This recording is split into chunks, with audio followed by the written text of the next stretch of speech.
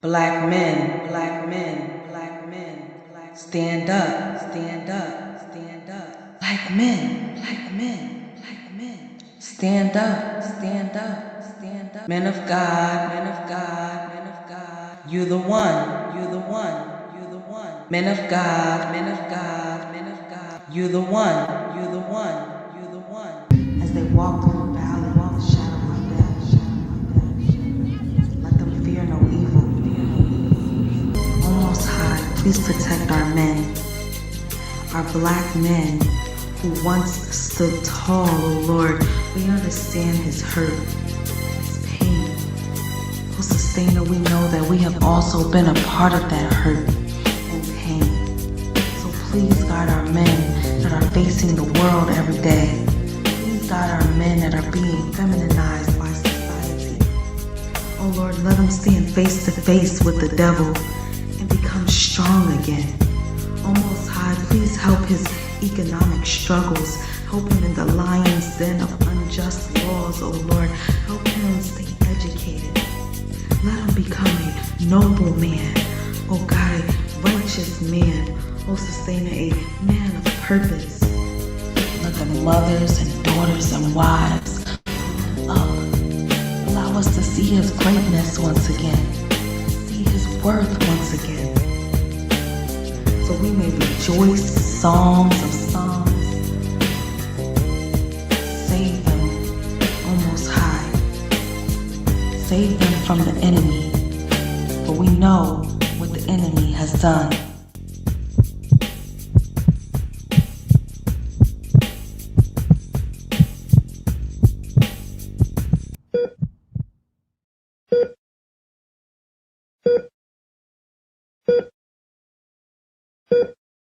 Black man, black man, black man, get up, get up, get up. For we know, what they've done, what they've done, what they've done. Revive manhood.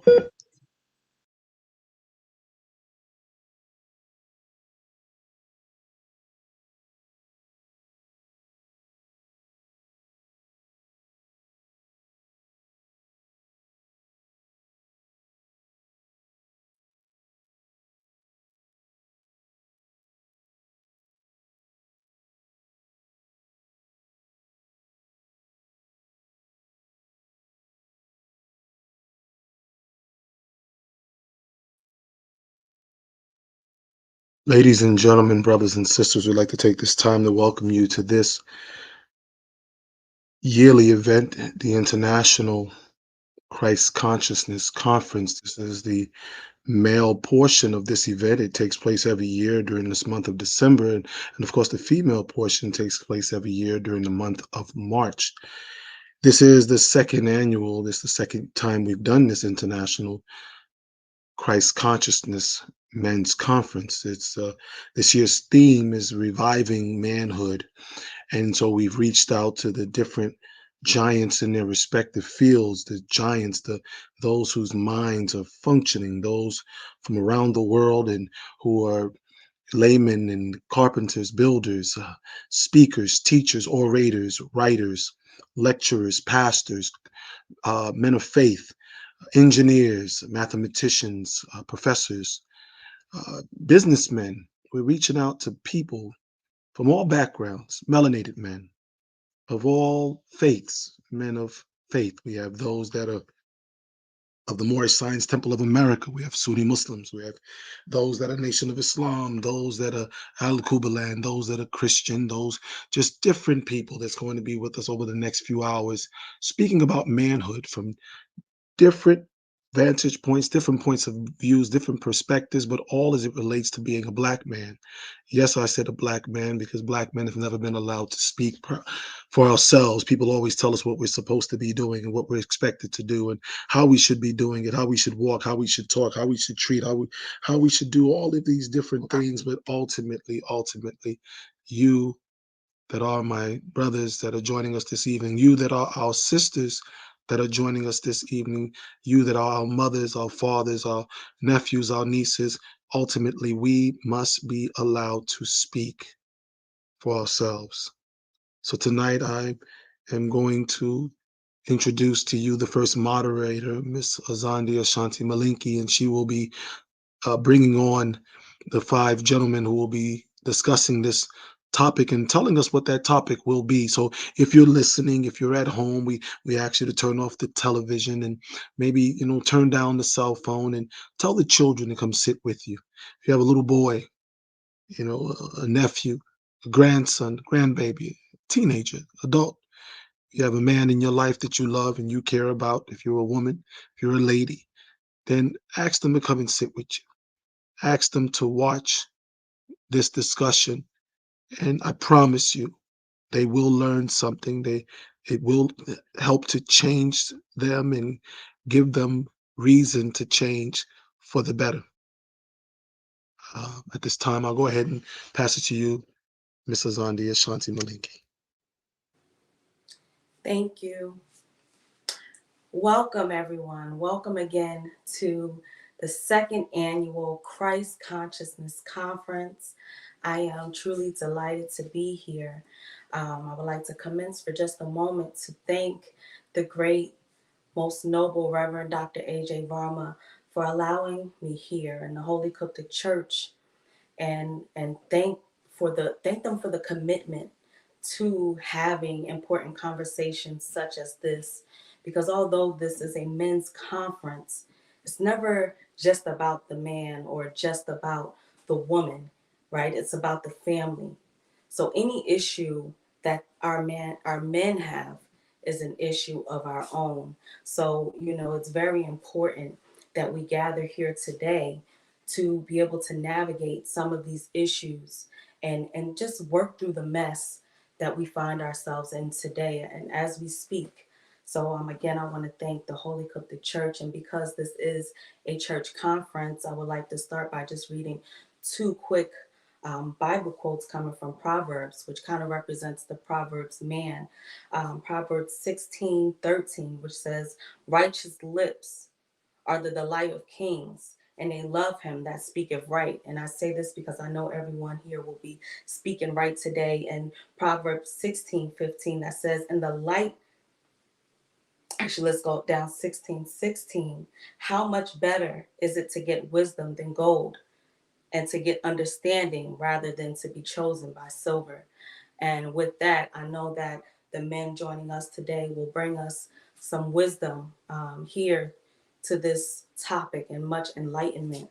So we have with us today five great men, Brother Curran Phillip, Brother Owen Burrows, Brother John O'Neill, Brother Misu Mackey, and Elder Chris Brown. And I would like to first allow them, before we jump into this conversation, right, to give us some background on themselves so that the listeners and the audience know who it is that we're speaking to. So if we can begin to bring our speakers to the stage, I want to thank you all for taking the time out. We would like to thank you for taking the time out to be here.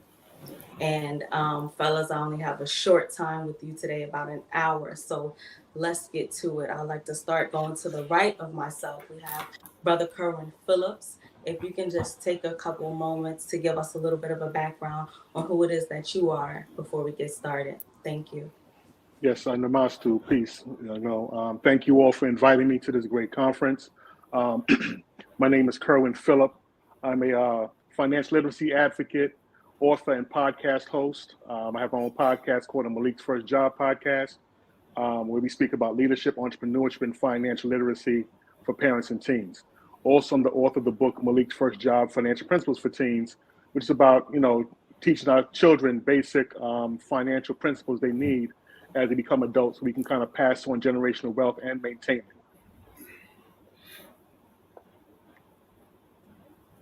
it. So I guess, Beautiful.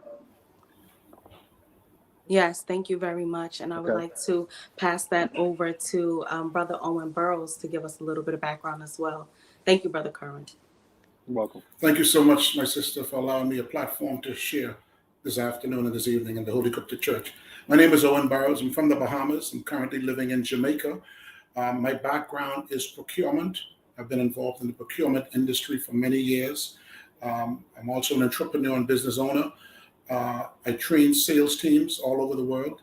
I also help companies launch into new markets, market penetration, brand awareness, sales strategies, um, supply chain management. So anything in the business space when it talks about moving, exchanging goods, and interacting with customers, that's what I do. Um, Also, I've been very active in the health industry, in particular in the Bahamas. I launched in connection with the Ministry of Health in the Bahamas the 100,000 pound challenge, which was designed to help our people fight against and combat non-communicable diseases. Um, I'm the proud husband of Darcel Burrows. We have two wonderful daughters, Dari and Daniel, both of them in Canada at the moment. And I'm one of 8 children and a proud member of the Holy Qubtic-Church, and privileged to be among you all today.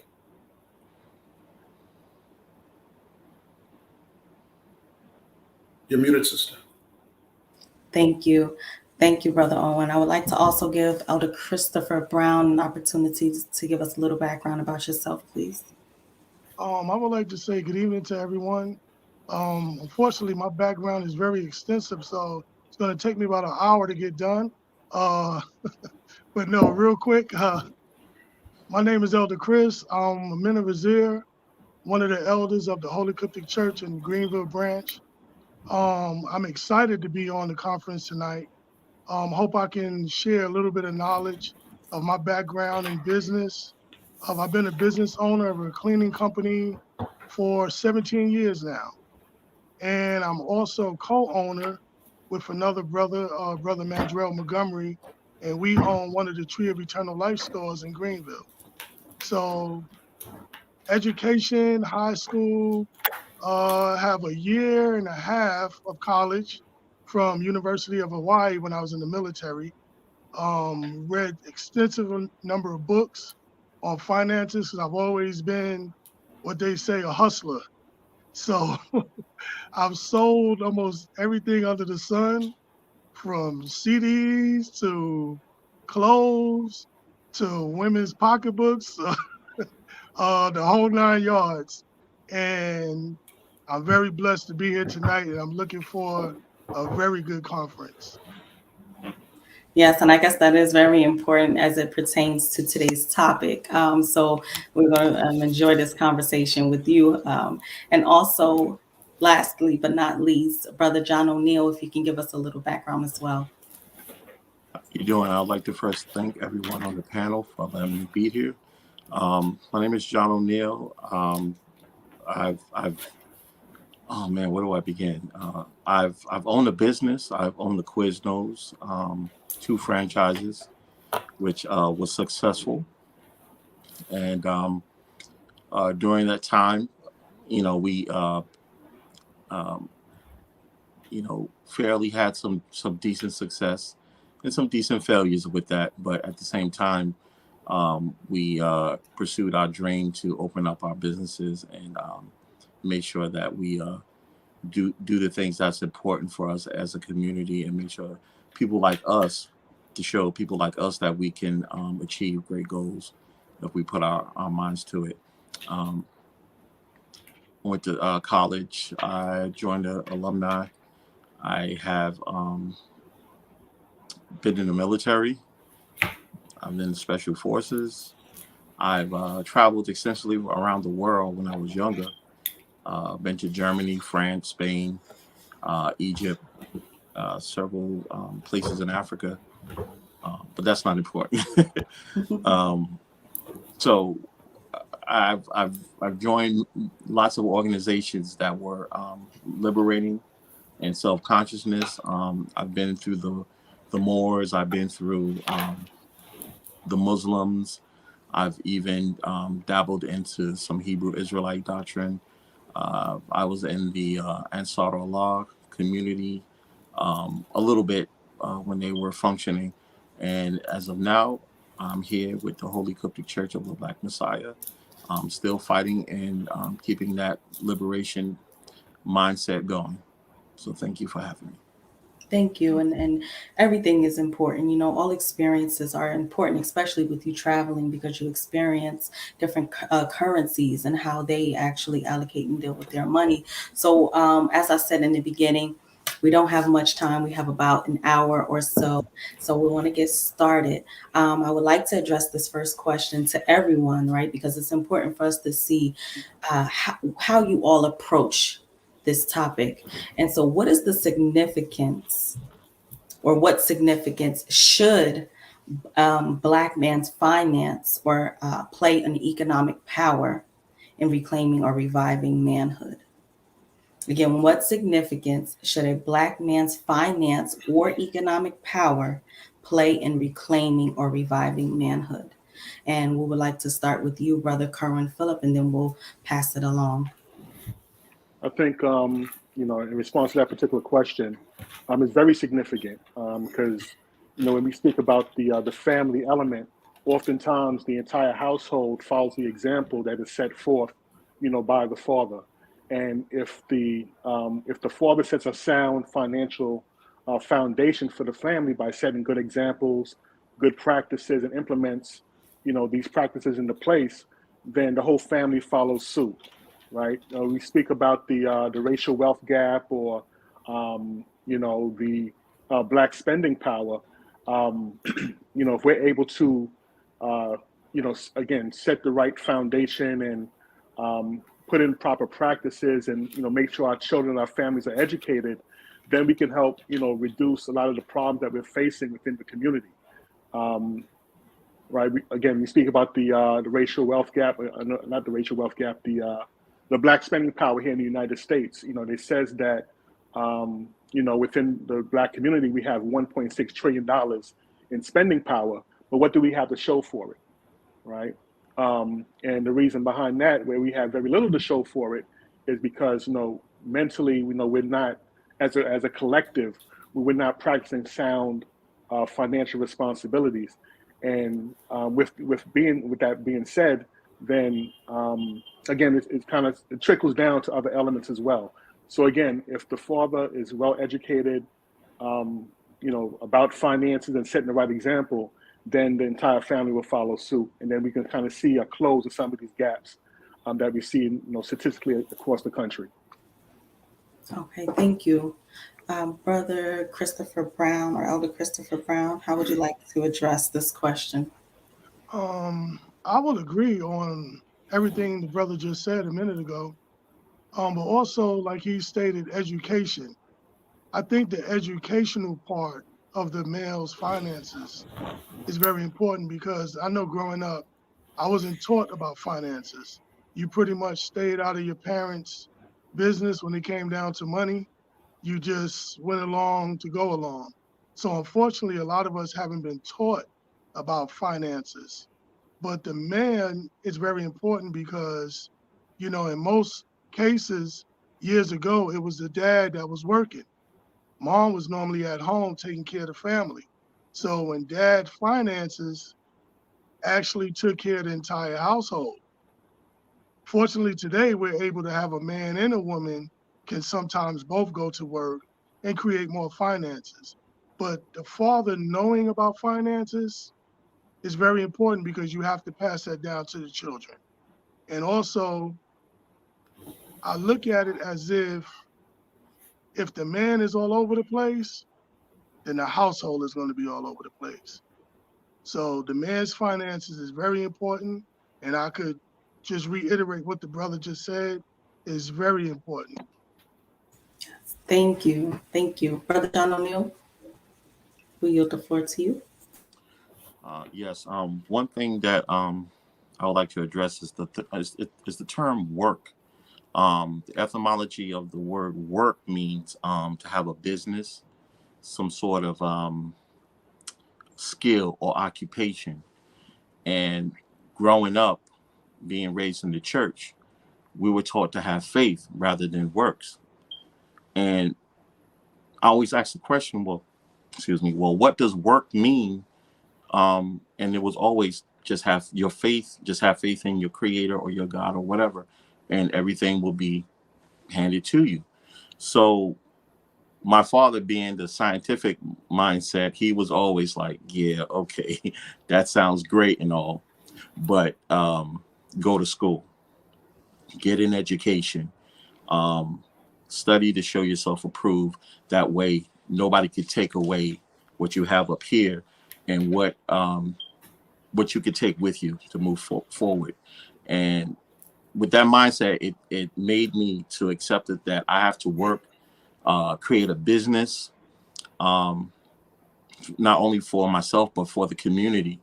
And that's what's one of the things that drove me to open up a franchise um, in my community, so that way there's more than other nationalities of people that are being seen in the community. They can see a black man who's actually doing something other than other nationalities and other cultures. And that made me proud to open up a business to see people of like mind, like myself, and other people of the same, black people coming in and ordering, and I can employ them. It was a wonderful experience to have, and that's something that I can never express because it made me feel a sense of pride in our culture and our community. And another thing is that you know Neely Fuller taught us to have time and don't waste time and energy, because those things can never you can never gain those things back. And a lot of times what we do is we waste a lot of time and energy on frivolous things, on looking outside of ourselves for gratification. And those things are important because um, when we go to the church and we go to the mosque or we go to the synagogue, whatever institution we have, those institutions have to own businesses to keep their people employed. Elijah Muhammad owned businesses. Um, Noble Drew Ali owned businesses. Babatunde Ray owned businesses. Um, and even right now, Atonesis, we own businesses. We own farmland. We own everything we can get our hands on, because that's the future, and that's the goal for keeping us intact as a community and as an institution. So that way, that money finances and circle around us more times than just than distributing it out. Um, One thing I like to say is that Neely Fuller talked about material and labor. Um, if you're around, be around like-minded people that set vivid goals. And in our scripture, the original books of the Bible, page 99, verse 47, it says to have vivid goals. So we're not just a religion that sits around and, yeah, praise, praise, praise. That's good and all, but we have vivid goals to keep us moving forward and keep having something to pass down as an inheritance. The scripture also says, you know, have an inheritance to pass down to the third and fourth generation. My father was very vivid on leaving an inheritance to his children. And I like to say for today, I like to give him honor and praise for that, because he instilled that in me to do that for my family and my children. And I hope that people who are listening, they'll get the mindset to leave something down so that the children don't have to start over like my father did. He made sure that, listen, you don't have to reinvent the wheel. Keep doing what you're doing, but I'm gonna give you a little extra so you don't have to struggle as hard as I did. And with that, I'll pass. Thank you. Yes, thank you. Last but not least, Brother Owen Burrows. Thank you. Money is important, but more important is how you use money, the management of the money. You know, I've had many businesses and many of them have failed. I've made a lot of money in my life and I've mismanaged a lot of money. So earning money is not the problem. The proper use of what you earn is the key ingredient here. And as black men, a lot of times we don't want no one to tell us how to spend our money. And hey, I work for this. Mhm. I'm going to spend this how I want to spend it. And many times we make decisions that are detrimental to our families. So we have to be very, very careful when we have a money talk. Money, I'm in Jamaica. One US dollar is worth 150 Jamaican dollars, right? In the Bahamas, $1 is on par with one US dollar. So when we talk about currency, money, they have values that others place on it. So the potential and the power of that money is determined by others. We have to look at what is the African theology or thought around this idea of money, and how do we use goods to better our situation. So we have to now start to look at how do we maximize the potential for the resources that we come into contact with. So when we look at, when I was growing up, my parents, we would exchange with the neighbors. You know, if we didn't have rice, mom would say, go next door to Miss Dean and get some rice. And we would barter. My dad would go fishing and he would bring the fish and he would give some fish to the gentleman who was next to us who had goats, and he would slaughter the goats and we would get goats from him. I'm not saying we need to go back to that in the literal sense, but I'm saying we have to be able to understand that we have to better manage the resources that we've been entrusted with. And we have to use those resources to liberate our people. See, it's no longer, I'm making it, this is what I have. If it's not being used for the upliftment of all of us as a people, it's no good to us. Because ultimately, the goal should be not for me and my family, but how do we lift a community? So we have to get back to those old ways of pooling resources, coming together, husband and wife sitting at the dinner table and creating a strategy. What are we going to do in 2024? How much money do we predict we're going to make? What business can we start together? How we can use money to make money? How can we make money while we're sleeping? What organizations can we put our resources in, our talents, our skills, so we can help elevate the community? Because if something happens to me, I don't want to be in a situation where my family suffer because I'm no longer the breadwinner in the family. I want my wife and daughters to be able to be plugged into something, into some community, some asset that brings residual income, that brings safety, that brings a net of safety around them financially and in all others areas of resource management. So we got to learn how to manage our money. We can make it, we just can't manage it. Okay, I'm glad you used the word manage and money, because that's my next question. What should we think of, or what does a man think of, or what should a man think of? You can give us both perspectives, how you do it and how, to kind of give more enlightenment to other men on how it should be done when prioritizing your finances. What is it that you consider? What is it that you think of? And well, let's start there before I pile the questions up. Brother Kerwin, please. All right. When you say, what we should think of, it's funny that you use the word think, is that, of course, before we go into any, financial endeavor, it all starts with the mindset, right? You have to have the right mindset to say that, you're trying to save money, or you want to be better with your money. Before we can manifest anything within the physical realm, it all starts, in the mental realm, right? So we have to first, that's where it first starts at. You have to make the decision that, you want to do better financially. You have to make the decision that you want to, earn residual income, that you want to have a savings, that you want to have things in place for your family in the future. So first and foremost, again, as I said, you got to start with the mindset. So once you have that mindset in place, the next thing is to kind of put a plan together, right? On how you're going to, manage your funds. And the first priority that you have to put in place is to take care of yourself and your family. When you read different books like The Richest Man in Babylon, like in my book, Malik's First Job, and a few others, a lot of books on finance, the first thing that they mention is that you have to pay yourself first, right? Before you allocate any funds any place else, you have to make sure you set something to the side for yourself, for you and your family, so that you have something to work with as you're trying to build your financial foundation or your financial house.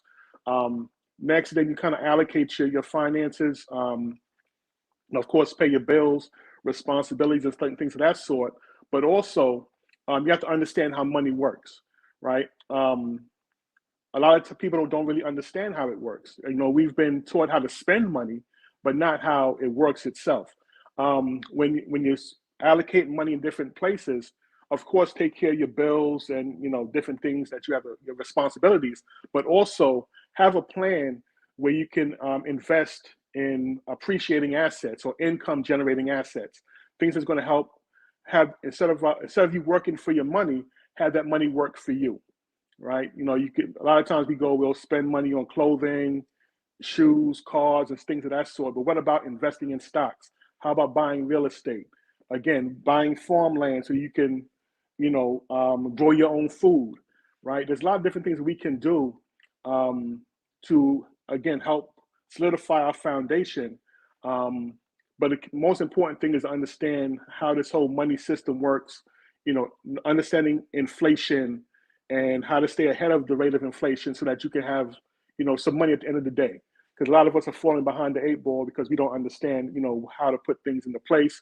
So I think first and foremost, what we have to think about is having that proper mind state, and inquiring about information. We're in the information age right now, right? So if you really and truly want to learn how to better manage your finances, there's lots of information out there. You have YouTube, Google, Netflix, all kind of programs you can watch to help educate you on proper money management. Thank you. And I've actually seen you, doing some digging on your Facebook and things like that. I've seen you walk into a room full of youth and you were speaking about financial literacy, right? This is what you teach. So how do you approach this when it comes to the youth? Because as Elder Owen said earlier, he wasn't taught this when he was young. And many of our young boys grow up and have to learn from their mistakes. They learn from spending and just, the sneakers and the things that really doesn't hold much weight. So how do you approach this when it comes to young men? Yes. So, like myself, I learned the hard way, right? From, making a lot of mistakes. But, we live in a day and time now where, a lot of young people are seeing adults, making money. So they are interested in earning their own money, right? Because I also I have a nonprofit organization that focuses on youth entrepreneurship. And we have an annual event that we host where we have young entrepreneurs within the area come out and vent to the general public, entrepreneurs between the age of 5 and 17. So this is something that children are very interested in. They see in shows like Shark Tank and The Profit and so many other things that are taking place in the media. So they want to get their hands wet or get their foot in the door about entrepreneurship and earning their own money. Because we live in a generation now where kids want things now. And they oftentimes are tired of asking their parents for the money, right? Because the parents may not be able to give them the money when they want to. So they're like, you know what? I'd rather earn my own money than I could spend it and earn it, as I please. So in approaching, teaching young people about entrepreneurship or not entrepreneurship, about financial literacy, you kind of put it in digestible terms, not make it complex. Like, for example, I speak about the book that I wrote, Malik's First Job. It's a book on financial literacy, but it's in a story format where that is relatable to young people. Because years ago, I was doing some workshops using like other books on financial literacy as the foundation for the workshops, and I found that the kids were having a hard time connecting with the content because it wasn't related to them. So I said, how can I take the same information and make it digestible for our community? So the book itself, again, it's called Malik's First Job. It's about a young man in Brooklyn, New York, going on his first job interview. And a lot of our young teenagers are going on, they want to earn money. They're going on their first job interview, whether it's McDonald's, wherever. And in the book, he goes to his first job interview, gets the job, and then he realized he needs to learn how to manage his finances, right? And in the book itself, he's working at the sneaker store. And I knew when I put the book together that's something that our kids can relate to, because a lot of our kids are into sneakers, right? Is in an urban area in Brooklyn, New York. A lot of our kids live in urban centers. The language that's within the book is not all strict and structured. 'Cause I know, because I know when I'm depending on the audience I'm speaking with, I may speak with slang, or if I'm on stage talking to a group, I may present myself differently. But I know our kids don't speak proper all the time. So within the book, there's some slang in it, because that's how we talk, right? So again, when I put the whole book together, my intention was to put it in a way that our kids can understand and relate to.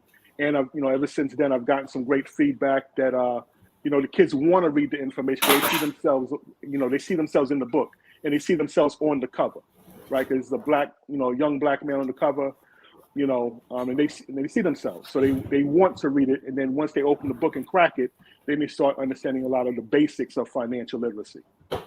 Right. And before we move to the next question, can you let us know where we can purchase the book and what age group is it written for? I know you said you made it relatable, but do you have an age group specifically? Yes. So, it's so funny. The target age group is from 12 to 17, right? Okay.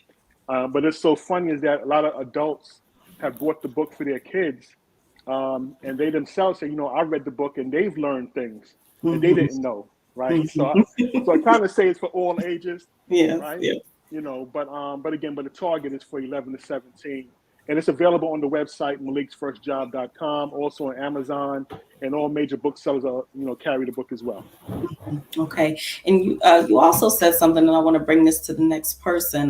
That as he writes about financial literacy, he kind of includes this slang, this verbiage that is relatable. So, is it that with the youth, the young black men, what is associated when it comes to finances as far as success is concerned, that we have to structure it in such a way as to make that it relatable to them by using certain verbiage? Sometimes they may see rappers and say, okay, that's what I see as success, or they may see, so we can speak to that. I would like to address that to Brother Chris Brown, Elder Chris Brown, if you can let us go a little further on this. Well, you gave me a hard question. That's a difficult one. To me, when dealing with the youth, I believe we have to go back to basics. I know growing up, a lot of times we heard the slang, food, clothing, and shelter. But to me, nowadays, it's flipped. It's shelter, food, and clothing. Because if you look at the economy today, shelter is ridiculous right now. I mean, rent has went up all over the country. Housing is going through the roof. Me personally, I'm waiting for this housing bubble to burst so I could purchase me my third home. I had two before, but I want to get another house, and I have to wait because economically I just can't do it right now. But to the children, they don't see that because of social media. They see all the flashiness, they see all the money, all the rappers, they see all the sneakers and all the clothing. And I think you have to get them back to shelter, food, then the clothing and all the good stuff that you see. But I believe also, like the brother before me said, you have to get them educated. You have to start teaching them about finances. And certain books are very good books. I know one of the first books I read was Rich Dad, Poor Dad. That was one of the books maybe 30, 40 years ago. Everyone ran around talking about Rich Dad, Poor Dad. And it taught me about real estate. It taught me about, how to flip real estate. So I was very interested in that. Getting the kids to get interested in finances. It's good to say money and finances, but you have to give them something to make them interested in it. So to me, one of the books that I read recently, maybe a few years ago, was Powernomics by Dr. Claude Anderson, which is a very good book that I think the youth will gravitate to because he kinds of give it to you from that Black perspective. So education is very important, and you can't go too high above their head. But the children today are very intelligent. I mean, they can get on the internet and look up stuff and fix your phone for you. And so sometimes we feel that we're giving them too much. No, give it to them. Let them tell you, oh, Dad, that's too deep for me, or you're going over my head, or I don't understand it. So education, lead them into it where they feel comfortable. But also, I believe you have to give them scenarios. Like you may have to say something like, what if I'm not here tomorrow? What do you plan on doing? How do you plan on making it? You going to get a job, or how you going to help your mom? Different things like that. Or even speaking to them about life situations. Like I know, for instance, a lot of times in the Black family, when dad passes away, we're having cookouts and dinners and stuff to raise up money to bury dad. But we say, no, teach them about insurance, about the proper life insurance, that when dad passes away, we are going to get a certain sum of money that's going to replace daddy's income, because that's very important. We get 15, 20,000, and we think that's it. No. In our households today, we need 250, 350,000, half a million. You need that type of money to replace the income. But if we teach the children that early, they will grow up and go, wow, when I get married, I'm going to have to get my insurance in order. I'm going to have to get my investment in order for retirement. I'm going to have to do this. They already have steps of what they should be doing. So to me, the youth are very important. Teach them and let them tell you if something is a little too much, because they will. They'll just say, I don't understand what you're talking about. But most of our things on finances, we have to be more interactive with the children. It can't be back in the 60s and the 50s where mom and dad don't discuss finances with the children. You have to teach them early. I hope Right. that helps. Yes, and that's the big part of reviving manhood, is to start it off right. It wouldn't need so much revival, if we can just kind of give our children that head start. And so you said something, Elder Chris, and I always have my pen. So one of the key words that you said was you waiting to buy a house, and you're waiting for that bubble to burst. And so I want us to kind of go into what part does land ownership play in reviving manhood, because that's very important, especially as it pertains to a man who may be out working several jobs just to kind of give it all away to own a home on a land that's may not belong to him. So if we can speak more about land ownership and its importance, Elder Owen Burroughs, if you want to lead us in this conversation, please. Thank you so much. Just want to say quickly that the topic of money and the management of everything we do, we've been told by our great Dr. Neely Fuller that it's economics. So how do we better manage everything? And one of the best ways to teach finances is to teach it in a holistic approach. We cannot just take finances or money or economics in the definition that we've been taught and teach it as a singular approach. We have to now be able to bring everything we do, all levels of people activity, in the discussion of economics, because it's all interrelated. And so now, when we talk about land ownership and housing, I don't know if anyone else has ever been through it, but I've been through it, where I've had a home and I've lost a home. It's tough when the bank tell you you got 6 weeks to get out. But I've been paying this for 10 years. Doesn't matter, right? So when we look at what we've been taught about housing, get a good job, get a house. We've been taught to buy homes or apartments or houses in the city areas, mostly. Wherever we are, we want to get into the city. We were never taught that, why don't you get outside of the city and buy some acres, the same money or less that you're going to take to buy that 3-bedroom house. You can buy 40 acres, 20 acres, and fence it in and have a well and start off with a one room and add to it over 7, 8, 9, 10 years, you got 4 bedrooms, 3 bathrooms, and you don't owe anybody for it. But you have land that's going to produce income generating property, not a home that's a dead investment. Not saying we don't need a home, but we're talking about how do we reshape our relationship and interaction with economics and in housing. So we need to change the perception, the way we look at it. But if we have a home, then how can I use this home? How can I use this space to generate additional income? Can I teach children music in this home? Can we produce candles and soap and sell it? Can we cook food on the weekends and say, how do we use this space to generate additional income? So now it's not an expense, but an income generating property. But when you talk about owning land, land is where wealth comes in. We've seen, many of us know the stories where our people have lived in communities and gentrification happens. All of a sudden, the area has been condemned, or people have been asked they got to move out and dislocate, relocate, whatever you call it, and they got to start over. But when you have your land, that's your land. No one can tell you get off your land when you own it. That's a safe space.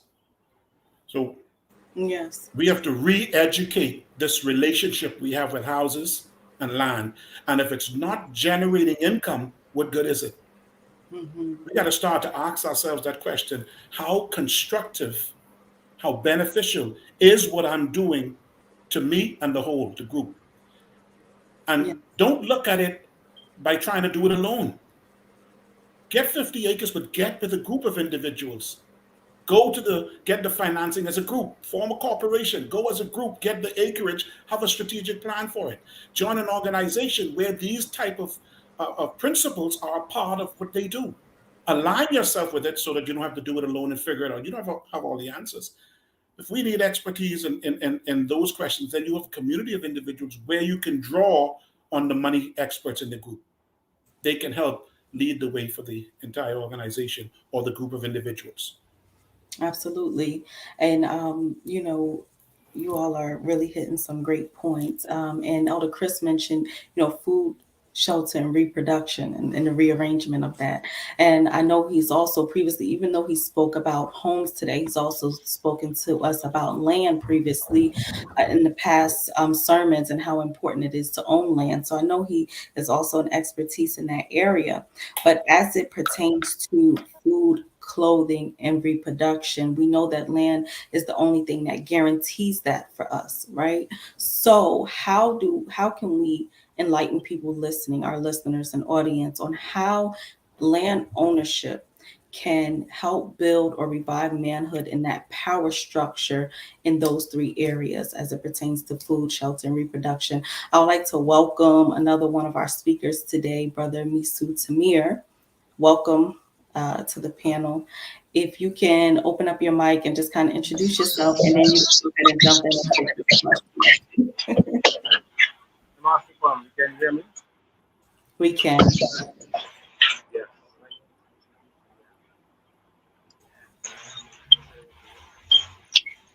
Brother, we actually cannot hear you. I apologize.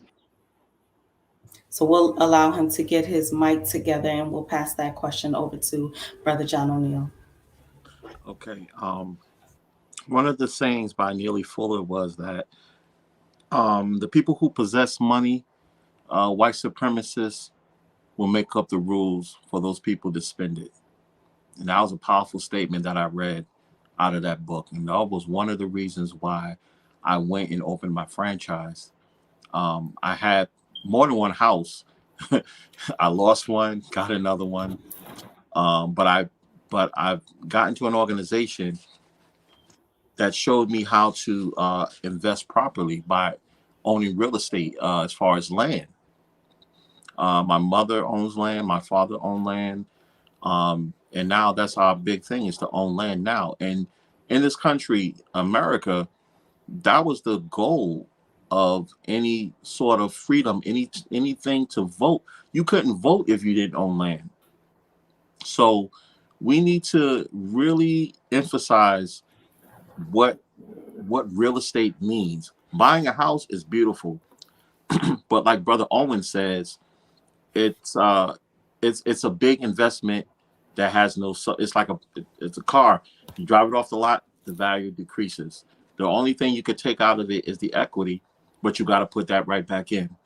So land is more important because, again, America is for sale. Black people are complaining about reparations. There's 43 million blacks in this country, and each person gave $1. A black tax gave $1. That's 43 million dollars we can put on land for black people. See, we need to start thinking logically and realistically instead of me, myself, and I wanting possessions, because those things keep us purchasing and not having the ability to inherit anything to pass along to our children.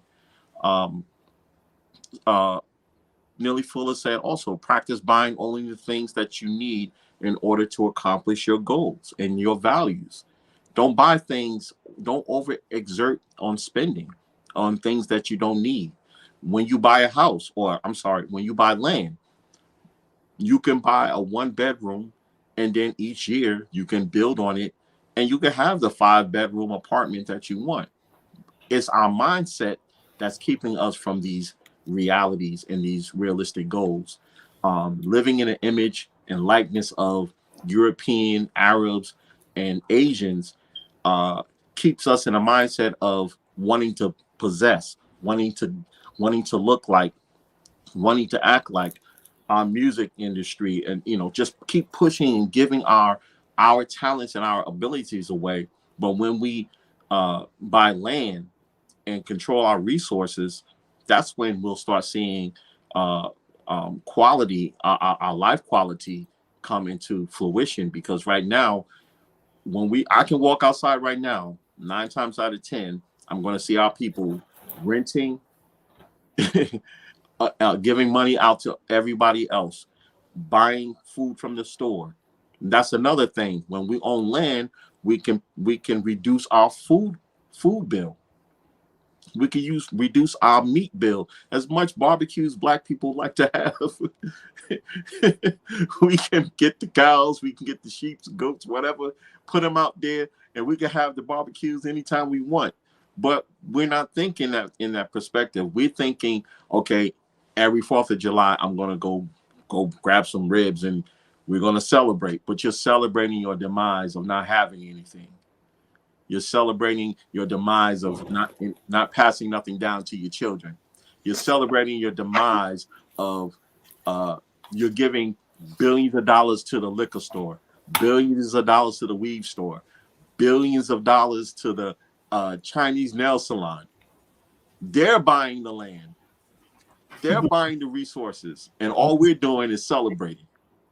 So with that, I yield, because I know a lot of our brothers got more to say. But that's all I wanted to say, and thank you. Thank you. What I would like to look at, and welcome back, Brother Misu Tamir. I'll let you jump in also on this question. Okay, so this is one of the issues that we do need to address as it pertains to the housing and to the finance. With our men reviving manhood, prison industrial is prison industries, is traded on the stock market, right? And I want to give a little context to it because it's defined as the prison industrial complex. And if you look online, what it would tell you is that it's a term we use to describe the overlapping interests of government and industry that use surveillance, policing, and imprisonment as solutions to economic, social, and political problems. Again, imprisonment is one of the solutions to economic, social, and political problems. So, with us understanding this as being one of the conditions that we're facing, how do we address reviving manhood and address this issue and correcting it, knowing more details on how this is impacting us today. Brother Misu, I'll hand it over to you, and then we'll pass it along for a couple of us to touch on it, please. Yes, Namaste. Can you hear me? We can. Excellent, excellent. But let's go back to land ownership. I think land ownership is very key for us as men, particularly as men, to have, because when we own land, it it allows us to have a sense of purpose. Um, I think that the great Naim Akbar said that he mentioned that when you're a king, or when you become a king in your kingdom, then you're able to lead, right? I say that to say, as a builder, if we can, as a people or as men, learn the skills, right?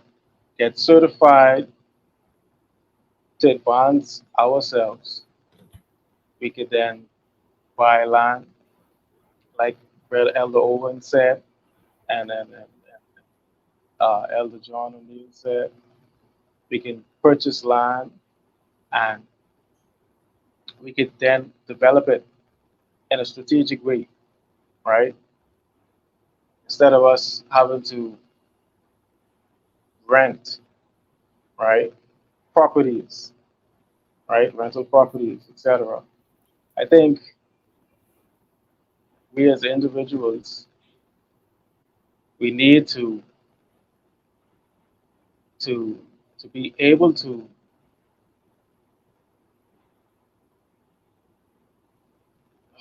sorry, train of thought.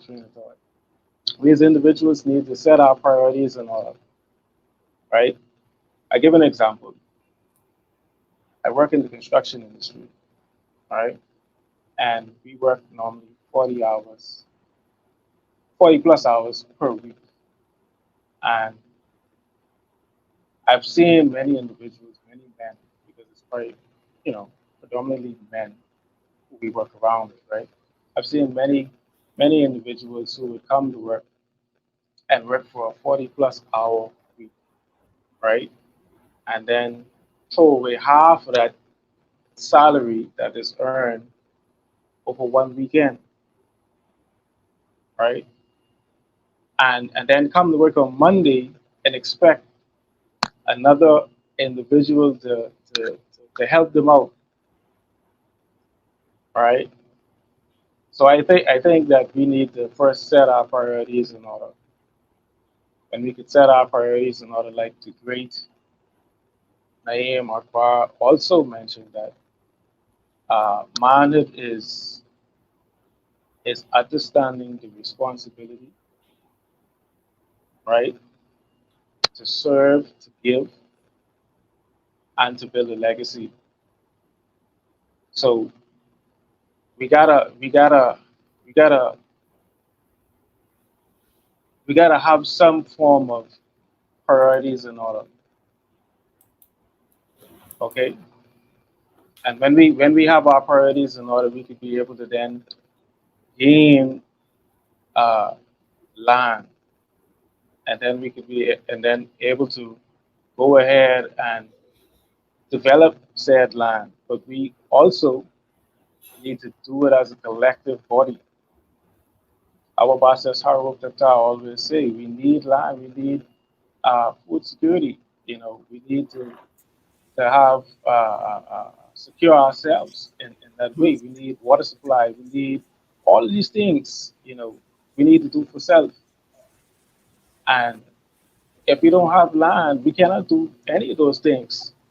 Mm-hmm. It's they're like the brother said, there are many foreign individuals coming into our countries and buying and purchasing up our land and utilizing it for their purposes. Can you imagine people coming into your country and growing food and livestock and then turning around and selling it right back to you? you as the consumer, as opposed to the producer, as the great Barbara Neely Fuller would say, we must become producers again, right? We must be economical, meaning that we must, you know, find all ways to utilize our time and energy. Mm-hmm. Mm-hmm. You understand? Yes. So Yes. I'm saying it to say that we must have and set our priorities in order. That's number Mm-hmm. one. Mm-hmm. All right. And I apologize for starting off a little bit, No, no, it's okay. shaky, No, no, no, right? no. It's okay. Listen, but conversate. This is the conversation, right? And we do only have 10 minutes left. That's why I want us to kind of, we're going to pass this around, but we're going to pick up the pace just a little bit because, as I said in the beginning, we only have an hour as a part of this segment. And there's some things that, are still lingering that we do need to touch on, especially as I want to go back again to the prison industry and it being traded on the stock market and how this is a problem for our men. And if we're speaking about reviving manhood, this is something that we do need to address. So I would like to pass that over to Brother Curran Phillips, please. Right. So, in addressing the prison industrial complex issue, first we have to understand what we're up against. Right. There's a statistic out that says that they base the how they're going to build, how many prisons they're going to build, is based on the third grade reading level. Right. So, one of the foundations in trying to fight against this entire prison industrial complex is to make sure our children are educated, right? I used to teach in the public school system, and I see that from my own eyes that a lot of parents aren't as involved in their child's education they should be, right? I know there's like a video that's viral on the internet now on social media, where there's a teacher that calls a parent about their child's behavior, and the parent comes across like nonchalant about it, like that's not my problem, that's y'all's problem, because the child's in school with you all. So it's as if the parent doesn't want to get involved in the situation. But I think it's critical. Again, it starts with education, and you find that the they state also statistically that people who commit crimes aren't that educated because maybe they can't get a job or they're having a hard time getting to school or things of that sort. So you have to turn to criminal activity, which is going to end up in them getting locked up or whatever. Then we also got to look at the music industry. It's often said that a lot of the record company executives also invest in the prison system. So if you and they understand that the music in which they're putting out is going to motivate a certain type of activity that's going to get our kids caught up in certain situations. So we got to kind of pay attention to that as well. And I remember like several years ago, I saw an interview with Professor X from X Clan, rest in peace. He spoke about the prison industrial complex and the whole private prison industry, and he said, let's look at it from a different perspective. What if, like, let's say everyone here that's on the Zoom right now, let's say we all pulled our money together and started a prison, right? Now, and we could run the prison how we want it ran, right? Because oftentimes, like what we have today, some inmates don't come out rehabilitated.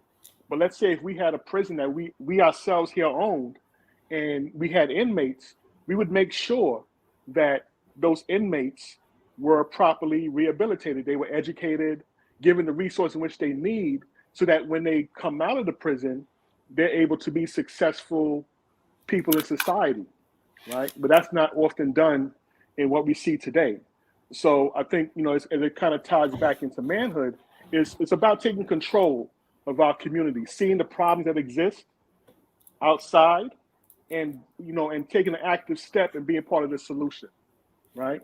Having that ability to respond to different situations. I think that's what we have to do.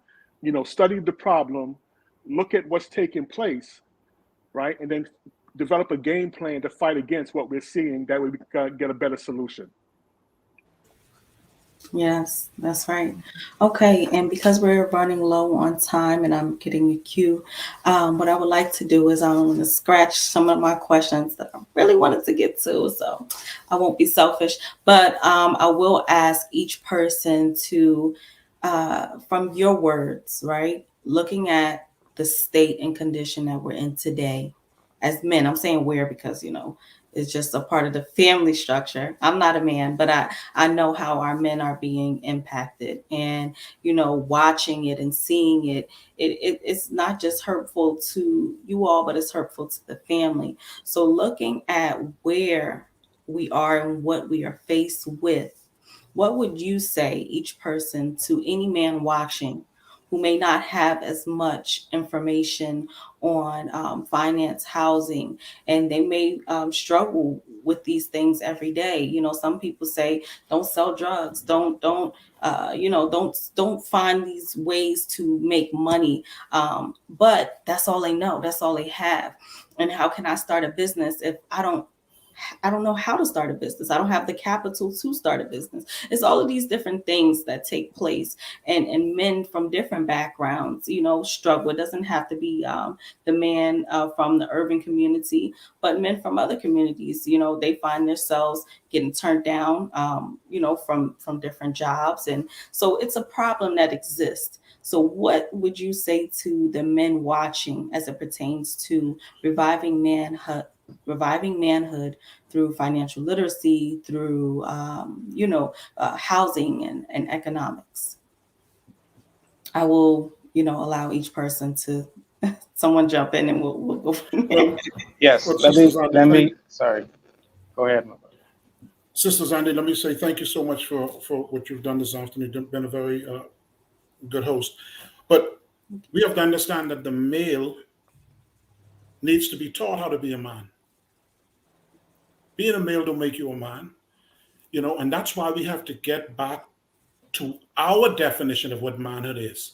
We can't allow someone else to tell us what manhood means because their definitions on how we're supposed to conduct ourselves has gotten us where? At the bottom everywhere in the world.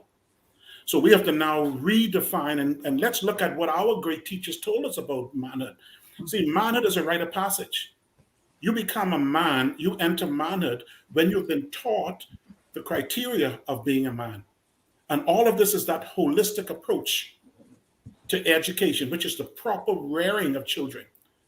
So when you look at men not having a voice, men being torn away from homes, women pitted against the man, because they understand that that allows us to be in a position of servitude when there's no unity. So our Black men need right education. We need to find organizations like this. I don't know how many other religious institutions are doing these type of seminars and symposiums, but we can no longer allow someone else to define what success means to us. We can't let them tell us how we should use our money because their financial literacy is great for them. We are not in their position to take advantage of their approach to financial literacy and wealth because we are not on the same playing field. They can approach wealth differently because they have a unique, they're in positions of power. They have access to all of those things. We don't. So we now have to go back to those traditions that allowed us to be a great people not too long ago. And when you have the man in his right mind, in the right organization, using all of his time, energy, resources, relationships correctly to the benefit and the advancement of his family and his people, you put that man in an area where financial literacy, independence, and being able to take care of himself and his family now becomes achievable. So we ask those individuals to join us, message us, get in contact with us, and then let us all learn together how we can bring your experience. You mentioned a drug dealer. A drug dealer has good qualities that can be used, redirected, redefined, reshaped, and now used in a beneficial way to advance his family. Yeah. Join us and other organizations like us. That's right, and that's an actionable step. So as we give this conclusion to the audience, please include actionable steps. What's something that I can do now if I'm watching? What's something, because sometimes we say words and they sound good and it's, yeah, I feel you, but now what do I do when this ends in about an hour or two? When this is over, what do I do next? So thank you, Elder Owen. I'll pass it over to you, Brother Misu. I see you tried to jump in. Yes, the master again. Um, Again, I think that anyone who's watching this show or this program, they should again join a conscious Black organization that has their best interests at heart, and that could actually show you and teach you uh, financial literacy, can teach you businesses, can teach you all the things that is necessary for you to know, and particularly knowing yourself. All right. Again, I heard you mention that you need actionable stuff. Um, One of the things on which you could do as a man or there watching, you could actually go and research, use the internet for as a tool, to gain a skill. You know, just recently I just learned how to cook stew beef. So that's a skill. You understand what I'm saying? Go ahead and use it for educational purposes. All right. Um, I'm an individual who just learned how to trade the other day. Well, it took me over a year, but I finally getting the hang of it. Learning, the stock market, learning price action, et cetera, et cetera. That's a skill. But I've done most of the research online by way of YouTube. So use the tools that you have at your fingertips to advance yourself in real time. And then again, I again still echo Yes. what Elder Owen says in terms of join us, join the Holy Coptic Church. You might not have that leader, you might not have that example, but we do. We have our boss as Harold Teptar, our Pope, who leads by example. So I would say join us, the Holy Coptic Church, and you. Thank you. Thank you.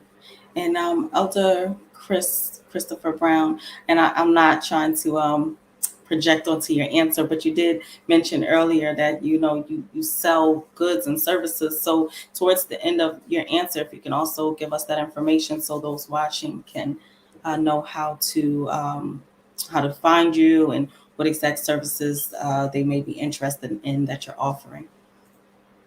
Okay, well, I'll do that first. So you can always reach out to us at the True and Return to Life store Like on that's the me. website www.treeofeternallifestore.com. www.treeofeternallifestore.com. As far as for products, health and wellness products. But summing up, basically, my main point is education. We got to educate the youth on finances. Different books like Powernomics. You can let them read Black Financial Literacy, which is another good book. Also, The Color of Money, which is another great book to read. Those are books that we should be giving to our youth to read and hoping that they will not be afraid to ask us questions because it's about the education process.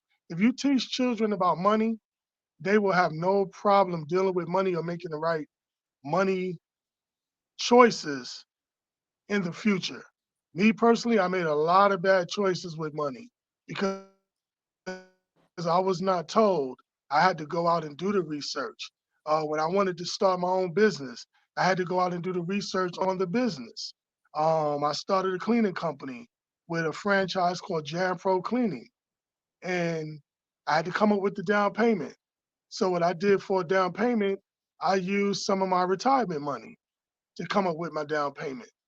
So you can look to a franchise because it's already done. You're not recreating the wheel. Their system was key term. All I did was paid money, studied, they taught me certain things, and boom, I jumped right in it. So starting a business is not hard. It's just going out and reaching or talking to the people who have already done it, not just starting on your own. As far as back to the prison, we're looking at prison reform. It's never going to happen. They're never going to do prison reform because they understand once they get you in prison, you're now a slave again. They can pay you pennies on an hour. So my key would be to tell a young person, would you rather go to school or go get a trade and make $25, $30 an hour? Or would you rather do the foolishness trying to make fast money, get arrested, and now you're going to work for the prison for 10 years and they're going to pay you 5 cents an hour? Which one is better? Hmm. You have to speak to them like that. Because if we try to coddle them or come real meek, I don't want to say too much. No, we must put it down. Black or white, $30 an hour, 5 cents an hour. Make your choice. So education and also joining up with other people. We are always trying to do everything by ourselves. I look at some of the Mexicans because I speak to them. When I'm out and I see some of them, I talk to them. And when I used to go to the flea market, I would speak to them. How are you living? 5, 6, 7 people in the house working together. You ask black folks, do you think I can't live with nobody? I got to live by myself. We have to get back to the communal, doing things together, working as a group. And if you're not familiar, reach out to the Holy Qubtic-Church of the Black Messiah. Reach out to Journey Home Group. We can show you how to start working together as a group and start to achieve those things. Because many, we can do it. When you try to do it individually, it's a whole lot harder. Mm-hmm. So I hope that helped tonight. And once again, and for those that forgot, www.treeofeternallifestore.com. We have a lot of good products, and that's part of business. That's part of economics. So we would like to thank everybody. I would like to thank everybody for at least letting me share a little bit of my experiences tonight. Yes, yes. Thank you, Elder Christopher Brown. And as we continue, I would ask the production team as well, just because of time, to also include for our church members around the world and just people from all different backgrounds, if we can see what the scripture says. There we go. See, right on time, what the scripture says about this topic. But thou shalt remember the Lord thy God, for it is he that giveth thee power to get wealth, that he may establish his covenant, which he sware unto thy fathers, as it is this day. And that is Deuteronomy 8:18. Thank you so much. This is important that we always look at the scriptures. And I would like to also pass it out in closing to our last two brothers, Brother John O'Neill and Brother Kerwin Phillips. Okay. I would like to say just there are so many organizations that people can join to help out in liberation. We don't have to be by ourselves and be stagnant amongst people that are non-productive. We can join people that are doing things for the community. But most important, I'm vouching for people to join the Atonement movement, the Atonement organization, and help us that we may help you become who you should be and be a better person that you can be. As far as I know it sounds like a military, be all that you can be, but I say this. I went through a lot of transitions in my life. I've failed. Some things I can say I achieved. But most important that if it wasn't for organizations that were there to guide me and keep me focused, like this one, I don't know where I would be. I would be out there doing what other people are doing, and that's probably what a lot of us are doing. Future of those who are going to be watching this video, but if you're dedicated to your future and your children, um, join us. That's all we ask, because we're not saying we're perfect, but we will give you the solution. We'll tell you what you need to do so you can get on board, so you can be productive in society and productive to your children and family. And that's all I have right now. Thank you. All right. All right. So in closing, I know you mentioned that if there's a brother out there that's finds himself in a situation or in a circumstance that he's not happy with. Like I said earlier, it all starts with mindset. You have to make the decision. If you're in a circumstance or a situation that you're not happy with, the first step is to make a decision that you want to do better, right? And if you find yourself in certain surroundings where you don't have people that are uplifting you to kind of get out that situation, you may have to create like a surrogate circle, like getting a circle of people that can uplift you. And if you don't have those people physically around you, you may have to create that vicariously. Perhaps watch certain YouTube videos, go to certain websites, plug in a certain information that's going to get you on the right path. Now, it's often said, I know, like within the Islamic faith, they say that when you take one step towards Allah, He takes 10 steps towards you. So when you take that intention to want to do better, you'll find that the universe is going to work with you and open doors that you didn't realize were there for you, right? And so again, you want to, create the environment where you're learning and you're uplifting yourself. You're understanding, how money works. You're understanding the importance of mindset, right? In trying to be successful, right? There's plenty of motivational speakers out there, from Les Brown to Eric Thomas and countless others. So that's the first step, right? Making that decision and getting in the right circle. And of course, if there's like a church within your community, if you want to join the Qubtic-Church or any other organization that's doing positive things within the community, then that's the next step you want to take, right? And get that information. And if you want to, again, the financial information, like the brother said earlier, you can go to YouTube University. He learned how to trade stocks and do different things within the stock market all through YouTube. We're in the information age, right? Everything is available to us. It's all about if you're going to search that information and try to do better. So it's up to you. Again, at the end of the day, manhood is about taking responsibility. And one of the most important things is to take responsibility for yourself and who you are and what you want to do. Thank you again, Brother Kerwin Phillips. Thank you all who joined us today and shared your wisdom, shared your experience, shared your knowledge. And so the Holy Qubtic-Church has allowed men from different areas, different backgrounds to come together and uplift other brothers who needs to hear this information. So we're going to move on to commercial break. Everyone who is watching, thank you for being here. Remember that this is a 2-day conference. So we are asking that you join us again tomorrow as this conversation continues in reviving manhood. So thank you all. Thank all the men from today. We're going to take a quick commercial break and we'll be right back.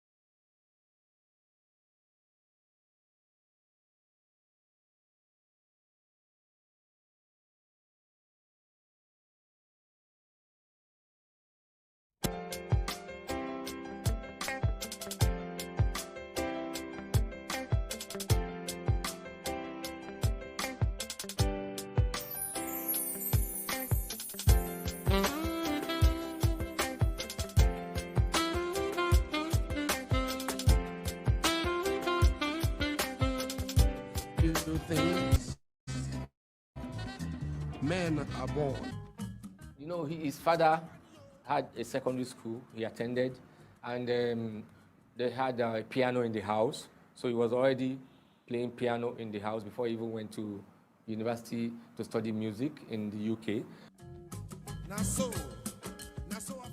His mother also introduced Fela to activism and the spirit of Pan-Africanism. I remember Fela used to say how his mom used to take him to meetings. For example, his mom was an associate of Kwame Nkrumah of Ghana. And he mentioned how one time Nkrumah came to Nigeria on a ship, and the mom had to go and meet Nkrumah on the ship. And the mom took him along. He was in the meeting when the mom was meeting with Nkrumah. He was very young. When he got to the US, nobody knew him. So he was so disappointed. And that was where he met Sandra. Then he got back and recreated himself. Sandra Isidore was an African-American civil rights activist and a member of the Black Panther Party. This experience would greatly influence his music and political views. Everything was European background. The upbringing, the teaching in school. But my father was a pastor, you know, a pastor. And everything had to be English. We were not even allowed to speak our country's language in schools. And they called the language, they called our own languages vernacular. So English was the a real language you had to speak in school, so everything was English. With what we were taught in schools, nobody was thinking of whether to be African or not. We just accepted that we were English, and anybody that went to England for studies was a master, you know. So everybody wanted to go to England, come back home to be master, you know, so. I never thought about it, being African as such, you know, so it didn't mean anything to me until much later in my life. It was in England I started to feel the awareness of having to be an African, because for the first time I came to England, I started to feel, oh wow, so these white people don't like us too much. You know, this is my experience from having to rent rooms, you know. I had so much, at that time you read the newspapers in England, house for rent, no coloreds, no dogs, and all this. That annoyed me a lot, and not many students, you know. So at my student days in England, I started to be aware of having to be an African, but we had nothing to offer as Africans because we were all just taught English. Like one of the latest songs I'm singing now, I said, teacher, don't teach me nonsense, right? Now I was trying to let my people see, because in Africa, people respect teachers. You know, teachers because they teach English and they teach their pupils, you know. Respect teachers and pastors, you know, in Africa. So, okay, now I saw that I should not use teacher as my focus. So I said, I titled the song, Teacher, Don't Teach Me Nonsense. Now, I now wove this song into letting the people see that the white men have taught us everything we know. But I made people see also that one important thing they taught us was politics. Because I wove in the song to the elections in Nigeria, because it was a farce. Now I mentioned democracy. Now in English, an Englishman will say democracy. But if the African man wants to say it in broken, he will say democracy. You see now. I now thought of the word, I said crazy. That's, now I saw craziness. I said I could now let my people see that democracy really is not that word, that it's really madness, you know. So I said, now I started to sing. I said, I start to think of this word democracy democracy, crazy demo, demonstration of grace, crazy demonstration. Then I went a little bit serious because I know that people will laugh at that when they hear that. Then I went a little bit serious. I said, now, I said, if it's not crazy, why that in Africa, as time goes forward, things is getting worse. Poor man, they cry. Rich man, they mess. Democracy, crazy demo, demonstration of grace. Then I ended up, to fuck the minds of the colonialists up, I said, if a good teacher teach something, if a good teacher teaches something, and a student make mistake, teacher must tell him that he's making mistake. The overriding influence would actually have come from his mom. His mother urged him to sing music that his people would understand.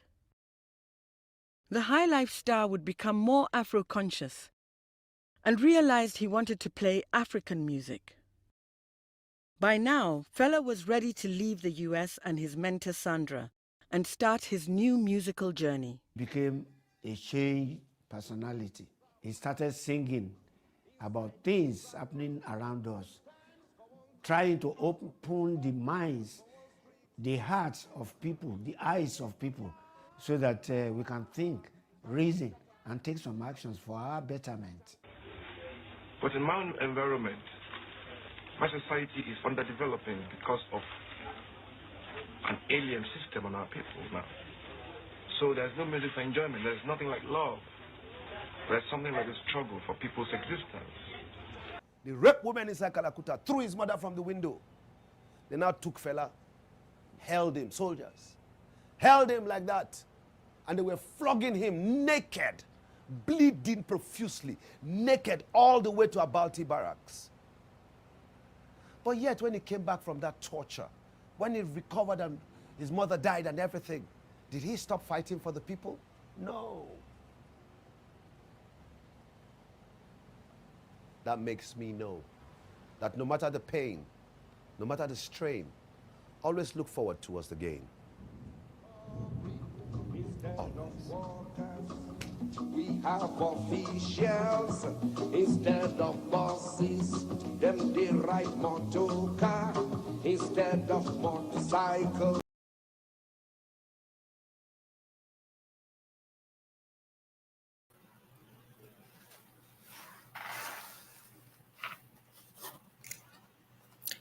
Namaste, ladies and gentlemen. Welcome back to our second annual Men's Christ Consciousness Conference, Reviving Manhood. My name is Shaniqua Bethel, and this is session 2 of our panel discussion where we're going to delve in to a thought-provoking topic that examines the portrayal of Black people in music, sports, and entertainment. Now, our aim is to explore the complex dynamics surrounding the representation of Black individuals and address the concerning notion of comparing them to blackface. So while it is essential to approach this topic with some sensitivity and respect, we hope that we shed some light on the historical context, the challenges faced, and the strides being made towards a more authentic and diverse representation in these industries, right? So our esteemed panel of experts and industry professionals will provide a valuable insight, fostering a dialogue that promotes understanding and it seeks to dismantle harmful stereotypes. Okay, so to my distinguished panel now, let us engage in this conversation with open minds and a commitment to fostering a positive change. So today we have 4 distinguished gentlemen that are part of our panel. And they're going to introduce themselves. We have Reverend Horace Wright,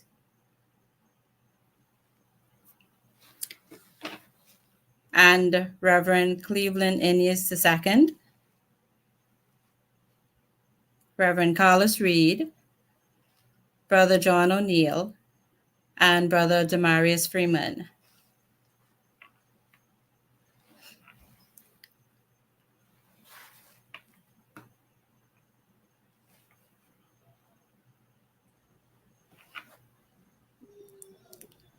Welcome, gentlemen. Namaste. Namastu. Namaste. And for those that are listening, Namastu means that we bow to the divinity in you.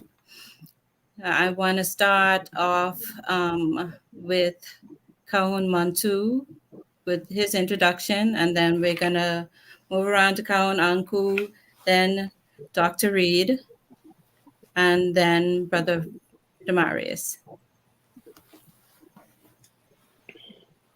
Namaste. Namaste. Again, as everyone has showed their respect, we say thank you for allowing us to be here, and we do our best in order to help for us to shed some light on what we're speaking about. Okay. I am Kaun Montu, or Reverend Dr. Horace Wright, or also known as the Right Pastor here in the UK. With my story, it's a long one, but we'll just cut it short. We'll make it as short as we can. Yes. For myself, I do construction, so I've got a construction business that we run. We also have a Tree of Eternal Life store here in the UK, and later on we can give that out as well. And I also have a online radio station.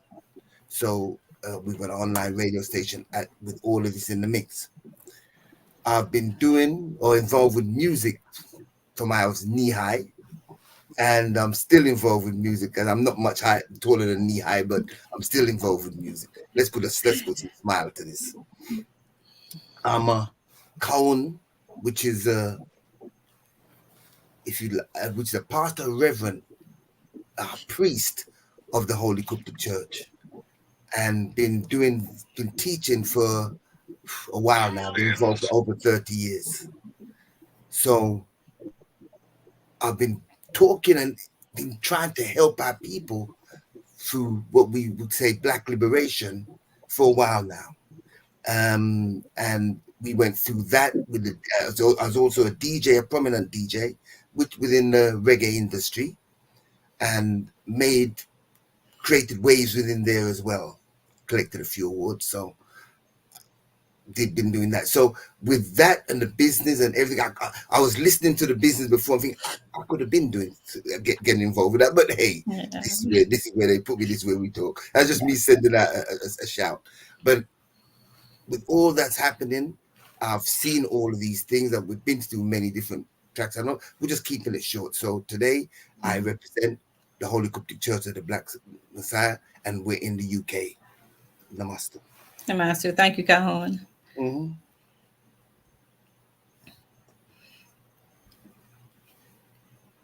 Reverend Cleveland Innes III.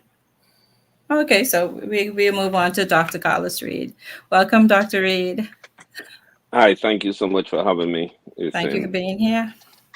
It's a privilege. I believe that when one is given an opportunity to share information is a serious thing, because information has a way of changing people, but more importantly, changing the world.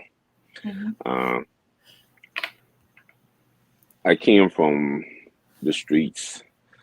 I know the streets. I used to be a drug dealer, used to be a gangster. But today, I'm an author of 5 books. I'm also a consultant to the government of the Bahamas. I have a community center known as the Hope Center here in Nassau, Bahamas. Also the pastor of the Kingdom Summit. I presently have 2 television shows that are being syndicated on the local stations, ZNS with Shock Treatment, and also Hope for the Hopeless on JCN. I believe that my name has become synonymous with the work that I've been doing in this year. We have the Peace on the Street movement, which boasts of having the largest basketball tournament, not just here in the Bahamas, but around the Caribbean, where we bring together young men to shoot hoops instead of guns. But I believe that a lot of the introduction we could cut on, because I believe that the topic that we want to discuss tonight is more important than basically who we are. Thank you, Dr. Reed. Our next speaker is Reverend Dr. Cleveland Innias. Namastu. Master Colin. Thank you for this opportunity. I am always grateful to be a part of events like this. I don't take it for granted that I have the opportunity to share as well as sit with other great men in this instance for this men's conference 2023. I went to Tuskegee University, studied biology, and was headed to med school, so I thought, and I ended up in seminary. The Q, as we affectionately know it, really struck home for me because it was a seminary that allowed for me to not only study religion, but also science. And after finishing seminary in 2009, came back to the Bahamas, Nassau in particular, and we opened the doors of the Holy Qubtic-Church of the Black Messiah Bahamas branch on May 8th of 2010. We've been growing from that point in historic Baintown. Now we're off of Wolf Road on Woods Alley, but most importantly, we are finding our homes in the hearts of the people of the Commonwealth of the Bahamas and around the world. Yes. Tonight is important for us to share. Ultimately, I am a Kahun, a priest of the Holy Qubtic-Church. I'm a father, I'm a husband, I'm a brother, I'm a friend, and I'm happy to be here. Namaste. It's good to have you, Namastu. Yeah. So our next panel is Brother Demarius Freeman. Namastu, family. I'm Brother Demarius, held out of the Holy Qubtic-Church of the Black Messiah, Greenville branch. I am currently engaged. I have a 2-year-old daughter. Currently have another baby on the way. Thank goodness. It's an honor to be here at this time and sit amongst the wisdom of my elders and gain this knowledge and speak about reviving manhood. Because without these examples and these discussions, young men like myself wouldn't have what I need to see in order to become that man or to reach that level of manhood. I'm also currently in the eye care field, learning about the things of the eyes, how to do prescriptions, glasses, the different medicines.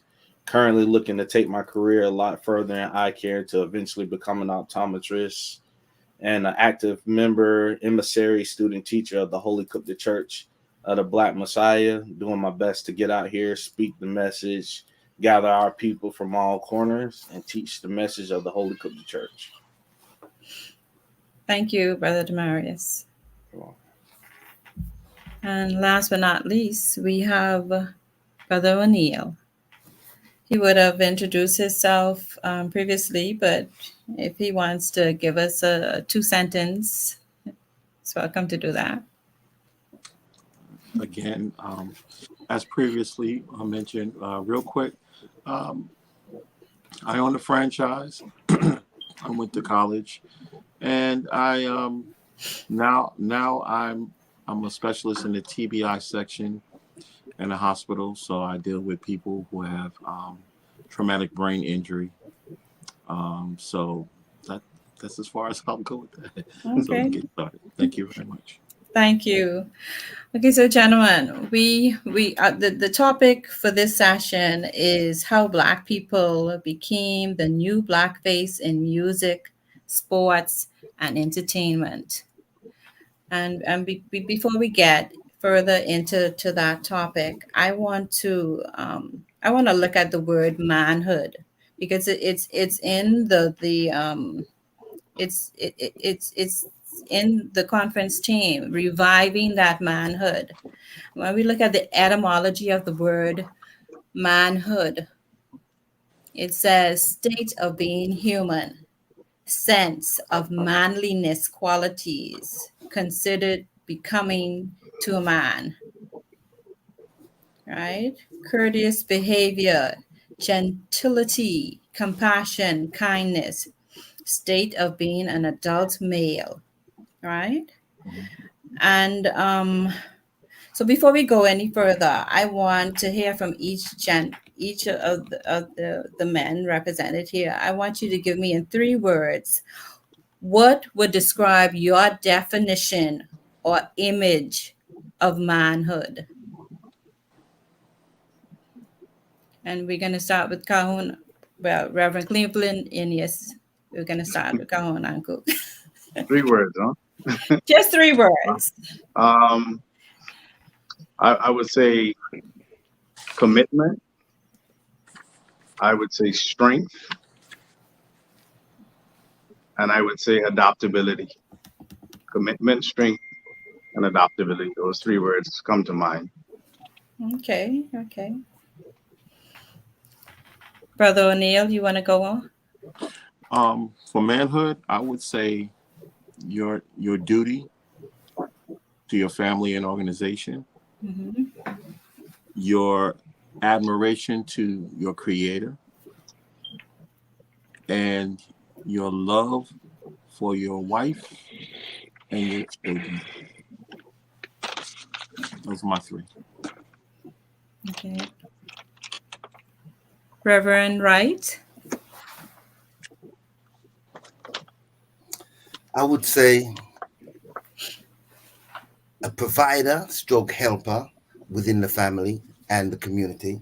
I would say also an example, and I did write down duty, so I'll say duty even though it was said before, and the duty that we have to our family and our children. Dr. Reed? I would say identity, purpose, and vision. Okay, and Brother Demarius? I would say service, discipline, and integrity. Yeah, all strong words, all very strong words. I'm going to read a quote here by Michelle Obama that came from her book, Becoming, right? And it says that if you don't get out there and define yourself, you will be quickly and inaccurately defined by others, right? And since I've known Black men and even Black people, we've always had stereotypes attached to us, right? And some of the male stereotypes that are attached to Black men, I have about 10 of them here that I want to discuss with you. And number 1 is criminality, right? Black men are often stereotyped as being inherently violent or involved in criminal activities. Athleticism. There's a stereotype that suggests that Black men are more naturally superior athletes. The third one is hypermasculinity. Black men are often sometimes portrayed as excessively masculine and aggressive. The 4th one is they lack intelligence. A stereotype that suggests that Black men are not as intelligent and educated as others. The absentee father. There's a stereotype that portrays Black men as being absent or irresponsible fathers. Musically talented. They're often assumed that they possess exceptional music abilities, that they lack ambition, they lack motivation or ambition in their careers or even their personal lives. Sexual prowess. Black men are sometimes hypersexualized and portrayed as having exaggerated sexual prowess. Poverty or dependency. There is a stereotype that suggests that Black men are more likely to be impoverished or dependent on social welfare.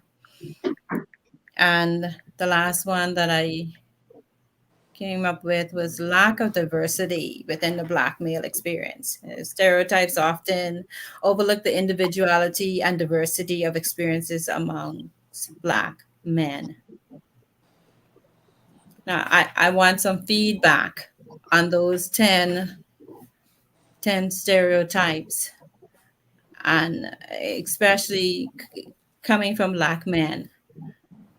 How do you feel about these stereotypes that are often placed on you? Let's start with Reverend Wright. I wrote 8 of them down. I missed the first 2, but just based. I was writing them down so that I could remember them. So the first one was criminality, and the second one was athleticism. Okay, I got the second one then. Mm-hmm. Let's not jump. I won't delve in all of them, but athleticism. There's a reason why we are that way, and some will say, "Oh, it's because that we're not smart." No, it's because we are superior beings, and I'm going to say it as it is. Yes. Right? As Nubian Melanite beings, we are physically, mentally, spiritually, and emotionally strong. So, because we've only been shown these way out based in the society that we're in, remember, we're playing a game that we really don't know the rules to.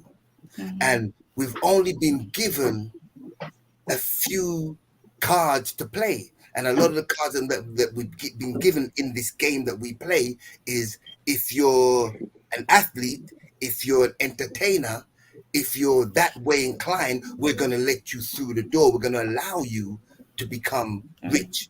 But when you're mentally strong, we're not going to show that. We'll take credit for that. We'll make you work in companies that we take the credit for. So that be said, yes, athletically, we are strong, but we're also mentally strong. The lack of intelligence, that's not true. That's what I'm saying. We're mentally strong. That's definitely not true.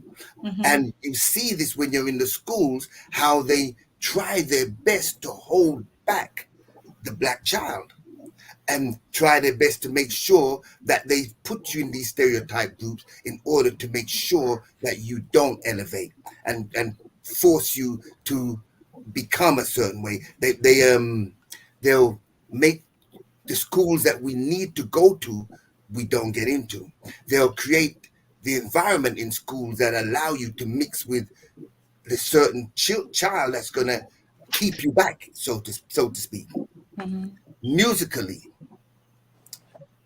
I'm just touching each one. Musically, yes, we are gifted because we're in tune with what we would call nature. We are rhythmically strong, musically strong. It's a benefit that we have, and that because others use it to make money, we don't realize the power of the tones. So we've now got to be taught these things. So, but in the schools that we've been, or the education system that we're in, they don't target our youths and say, well, okay, because you're musically strong, then you've controlled tones. We can now use those tones in order for you to better yourself. No, we'll try and take those tones and make you go into music so you can entertain us. Because these are the route that they're putting us. Now, I remember when I was in school, and they did certain tests on us. Said, okay, you can play an instrument, and go play in the orchestra, right? And have you tried to condition us to be a certain way?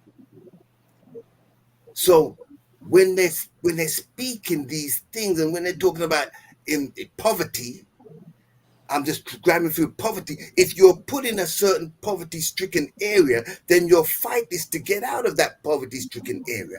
And as new black people, we were born into that. So we end up doing the street thing, whether it's be selling drugs, whether it's be being a gangster, we do what we have to do to get out, not realizing still, if you're a drug dealer, you're doing business to a degree. It's just now having to say, well, okay, I'm doing business on the wrong side of the fence. I'm going to leave it there, let some of my good brothers grab onto some of what we've left over there. Okay, so we're going to move on to Reverend Cleveland Ennis. Well, thank you. All of those stereotypes are considered stereotypes only when they are not working for the system of racism, white supremacy. There we go. When you talk about criminality, they would consider us criminals if we are trying to change our economic reality or condition outside of what they have deemed the way to do it. However, if they wanted us to join one of their military or armed forces and to use our skills to break into someone else's country or house or fill in the blank, we would get a medal for that. We would be seen as a good soldier. We would be seen as somebody who is doing the good of an entire country. When it comes to athleticism, as our brother Kahun Mantu said, it's no arguing that genetics at the end of the day speaks to who's going to be in the finals of the 100 meters Yes. in the Olympics, or who's going to be in the finals of the 10,000. The shortest and the longest race, you're going to see us in those races. Yes. But that's genes, right? Now, what they will try to do is to say, well, that's all you're good for. You've seen certain journalists tell basketball players like LeBron James to just shut up and dribble. Wow. As if to be an NBA all-star player is just shutting up and dribbling. That he's not a businessman. That he's not a family man. He's not an actual asset to an organization, not just as a basketball player, but the face of that organization, the face of a league, whereby he as an individual is literally taking an organization on his back. And since he was a high school kid, and I'm using LeBron James because he's someone that I think most people would relate to. Relate to, yes. But he's overcome all of these stereotypes. He could have been on the corner doing whatever he wanted to do at the age of 18, but no, he wanted to be on the basketball court because he saw that he had a future. He used what the Most High Heavenly One gave him in order to break through some of the things that hold us as black men down. Because if you can't walk through the doors that they've opened for you, then they want to make sure that you become a criminal. All right. When it talks about us not being good fathers, that's the outright lie. Lie, yeah. The CDC did a study in 2013 that talked about the fact that, and it's reported in CBS News, reported this. And they talk about a study where black dads are more involved in children's lives than other groups. And this is touched on in a CDC study, 2013, where they actually wanted to find out exactly how. And usually when they do these studies, it's not because they want us to look good. They actually want the opposite. But what they found is that the black man is actually doing a lot more than we're being given credit for. Yes. You understand? Mm-hmm. So ultimately, what they understand is that this black man has had everything thrown at him. As our BB, Dr. Frances Cress Welsing, she talks about the fact that the greatest threat to racism, white supremacy, is the black man, because he can impose sexual intercourse. And on imposing sexual intercourse, he has the genetic material to annihilate the recessive gene of what is being called the white man today. This is not me saying it. This is an esteemed elder who's with the ancestors right now, but she looked at this information to understand why people would be saying these things about the black man. Yeah. Why would they want us to be seen? Every time they see us coming, they would want us to be seen in a negative light, because they understand that we as a group of strong black men, we have the power to control our destiny, and we have the power to influence in ways that they don't want us to. And so each of these stereotypes are a form of propaganda to distort the image of the black man, as my good brother Dr. Carlos Reed said. You know, this identity. How do we destroy this identity? Yes. And I'll leave it there for now. Thank you, Calhoun. So we're gonna get some input from Dr. Reed on the Thank you again. stereotypes. Thank you again. As I said earlier, I believe that the strongest components that should define us should be one, identity. Mm-hmm. The good book says that my people perish because of lack of knowledge. Mm-hmm. When we look at the plight of the black man, basically we are being defined by what other people think that we are. We have not studied to show ourselves approved. Thus, we have been trying to fit into molds that are being established for us. If we were to go back in history, when the Greeks ran the world, the Greeks were philosophers. The Greeks had these awesome libraries. So when the Romans defeated the Greeks, they destroyed Greece, but they didn't destroy the libraries. What they did was to take these manuscripts and they became their prized possession. Why? Not just because of how they look, but because of the literature that was compiling there.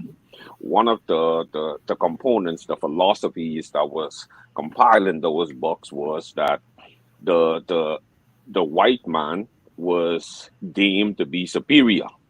They said that in order to be a leader, one had to be endowed with leadership. In other words, if you didn't have blonde hair, blue eyes, or sticky nose, then you were supposed to be their servant. And when the Romans defeated the Greeks, they took this ideology and it became a part of the European culture. We know that Rome controlled England, who really support basically most of the Caribbean and third world nations that we now reside in. And this ideology was passed down to us and taught into our schools. So when I was in school, none of my teachers taught me how to own my own business. They was telling me, learn your lessons so you could get a good job, not own your own job. But since then, I've studied and I understand that another person's opinion about me need not to become my reality. So in my book, my latest book, called If I Knew Then What I Know Now, I outline these principles. And the number one principle is that the black man, he needs to discover really who he is. And then the next thing that he needs to do is to understand that he was placed on planet Earth with a purpose. Yes. So it speaks to why am I here? Identity speaks to who am I? Why am I here? And then the third component that I said was vision. Where am I going? I believe that when we could define these answers to these three questions, then whatever stereotype was placed on us need not to be no mole or no destination for us. I believe that one of the misperception of the black man is that he's supposed to find himself, but I want to submit that that's not what God intended for us, because God created 7 billion people and he didn't make no two alike. If you and I are just alike, then that makes one of us unnecessary, and I believe it's you. So the idea is that if you try to find yourself, what it implies is that you lost yourself. But if I've never been here, how could I lost what I've never had? So the idea not is for us to find ourselves, but for us to be able to create ourselves. And I believe this is where we fall short. We're trying to be like everybody else. We're trying to do what everybody else doing. And in the process, what we do is we rob the creator, and we rob like the persons that's supposed to benefit from who we are and the purpose that we was placed on planet Earth. I believe that every one of us was placed on planet Earth with a gift. And like Dr. Miles Monroe, my mentor, wrote, that the richest place in the world is not the Swiss banks, not the gold mines, but it's the graveyard, because it's here that you will find a lot of aborted dreams and a lot of unreleased potential. Do you know that the most powerful prison for the black man is not the institutions that my friends were talking about before the session, but it's basically the mindset? I believe that, just like the great Bob Marley says, that we got to free ourselves from mental slavery. Most black men are trying to fit into a stereotype that is being defined for him mainly because he's trying to fit in to what people think that he should be. But the good book says that as a man thinking it is hard, so is he. The quest for us is to be able to re-educate the black man, where he understands that he was placed on planet Earth to be somebody. In other words, he finds his identity, and then he was placed on planet Earth with a purpose. And then when he finds his purpose, then it'll be easier for him to establish the third component, which is vision. Where am I going? Right now, when we look at most black young brothers growing up, I run a suspension center. I deal with a lot of young people. I deal with hundreds of young people every day. And most every young black brother say that he want to go to the NBA. But can I give you a statistic? It says that 27% out of the 1,563 top-ranked high school players going to make it to the NBA. And out of that number, only 25% of them will pass their 2-year rookie contract. That means that the rate for young black brothers becoming successful in the NBA is a very small curve. So what we have to do is now we have to start now. I think somebody said it. How do we now bring our resources, our talents together, where we're not looking to become players on the field, but we become owners of the field? Do you know that there's only one black owner in the NBA that owns an NBA major franchise? And that's Michael Jordan. We got to change the landscape of the way we think, where we're not trying to just be players, but we want to be owners. We're not trying to get seat around people's tables, but we're creating our own tables. I believe that when the black man start to think that way, then the black man will become like big players, major players on the fields of life, in sports, in the music industry, and every other industry. We got to stop conforming to what people think that we are, understanding that another person's opinion about us does not have to become our reality. Wow, thank you So, Brother Demarius, you want to add on to that plate? That was a plate full just now, right? So Yes, let's hear from Brother Demarius. an extreme plateful. But it's interesting that you mentioned criminality, hypersexuality, lack of intelligence, impoverished mentality. Those are the very things that when we became colonized, subjugated, enslaved, that they perpetuated on us. They dressed up based off of this topic, blackface. It's saying how we are the new blackface. But blackface actually came from those specific terms. They dressed up in blackface and they pretended to be us and act as clowns, acted in a criminal way, acted as if we were hypersexual, acted as if we lacked intelligence as Nubian Melanite people, so it could justify their enslavement of us, so that they could mistreat us, so that they could do us wrong. And the reason why we have become that new blackface is because we have started to take on that very image and likeness.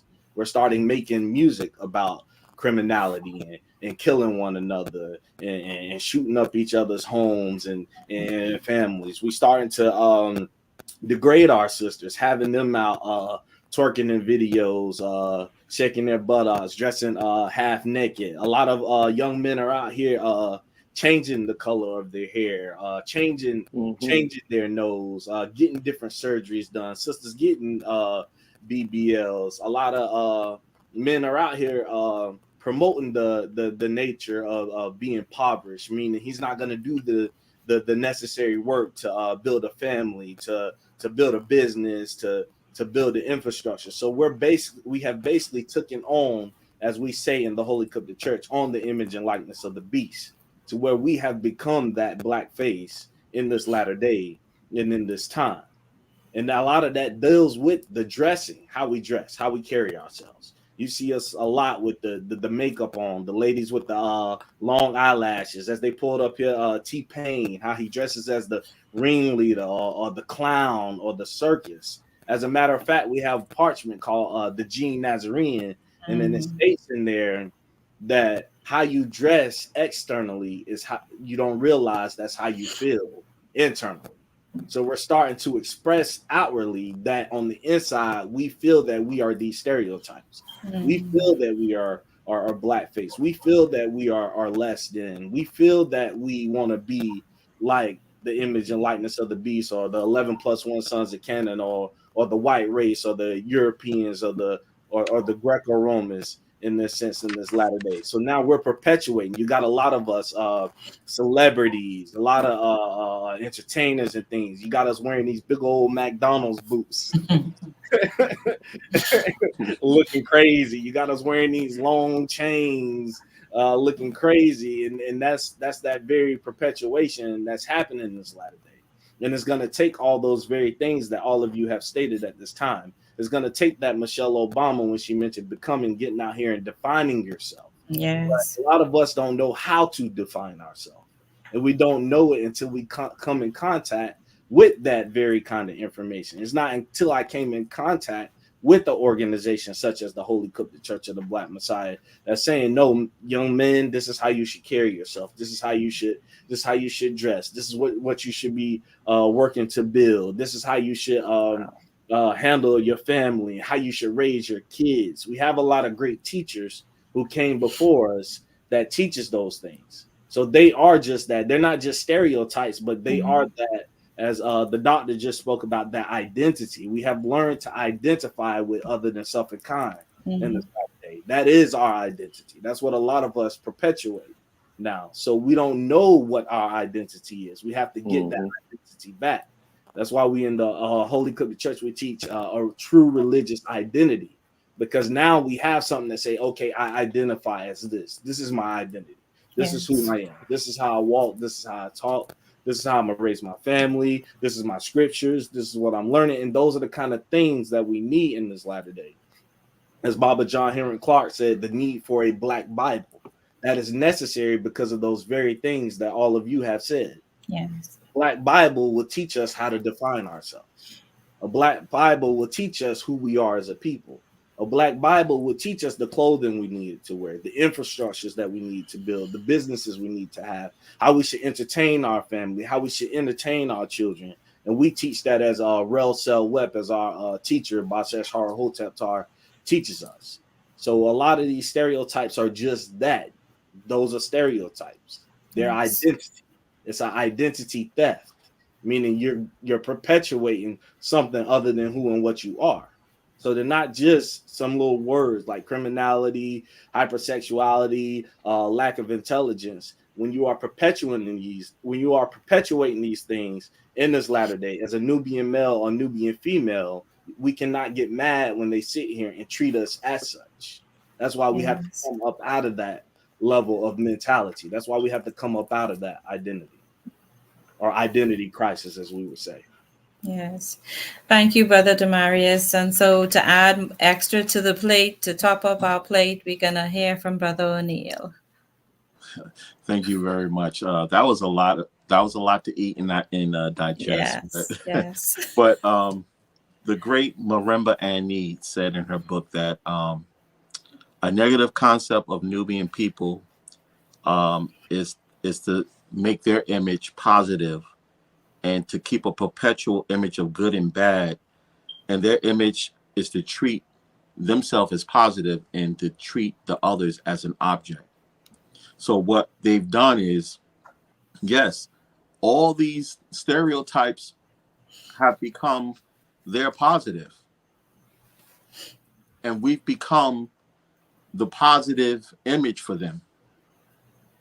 We've become everything you see we do that's detrimental makes them positive in society because they organize that in order for it to make them look good. And even in Greek philosophy, Plato oppressed slavery, but only to the enslavement of other Greeks. So he said basically, I don't mind slavery as long as you don't enslave us. So we got to get to the conclusion that these stereotypes are being affected, that are affecting us based on putting them in power. It's keeping them in control of things. And there's a book out called An Empire of Their Own and How Jews Invented Hollywood. And we talked about blackface. Yes. Blackface basically was how Hollywood was invented. They sold everything from toothpaste to pancakes. And they made it to where they used our face as derogatory and made themselves look at themselves as the beauty and the desired object of admiration. So now we're perpetually keeping that going on with Love and Hip Hop, Basketball Wives, and all these other deranged channels of debauchery of TV shows. So, we really got to look at how we are guiding ourselves in this day and time. Again, we have books that our BBs and Babas have written. We don't need to reinvent the wheel. People say, what's the solution? The solution is to do what they were telling us to do. The solution was already written. We're looking at other people to come in with the solution. Maremba Annie, Urugu, right here. This is a solution. She already written it. You just need to go inside, analyze it, and see what it says so it can make us analyze and make us realize what is in it that we can utilize to make us better. And with that, Thank you, Brother O'Neill. Now, so I was going to give some history on blackface. Some of you would have touched on it. We have blackface being a form of theatrical makeup used by performers to represent a Black person. And mostly in the United States, this makeup gained popularity during the 19th century. And it contributed to proliferation of stereotypes, what we've been talking about. Blackface minstrel shows were an American national art of the time in 1848, but it quickly became popular elsewhere, particularly in the United Kingdom, where the tradition lasted longer than in the United States, right? Early in the 20th century, blackface branched off from the minstrel show and became a form of its own right until it ended in the US with the civil rights movement in the 1960s. Now, they here it may say that it has ended, but we have some historical events of it happening, and as of late we've been having some recent examples of blackface in entertainment. My question to you now, we're gonna delve on entertainment, music and sports, right? But right now with blackface, what are some of the historical and recent examples of blackface in entertainment?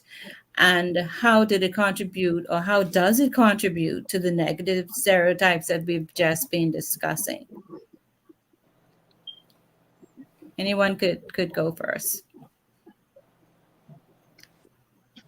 All right, Namastu. Okay. When we look at what entertainment has been used for in society, it is a tool that ultimately is used not so much to entertain, but to socialize and to fashion a generation. You even have an industry called the fashion industry. Yes. But that word fashion doesn't necessarily only speak to the clothing that is being worn. It's actually talking about fashioning as if a person with clay in their hand is fashioning or molding an object.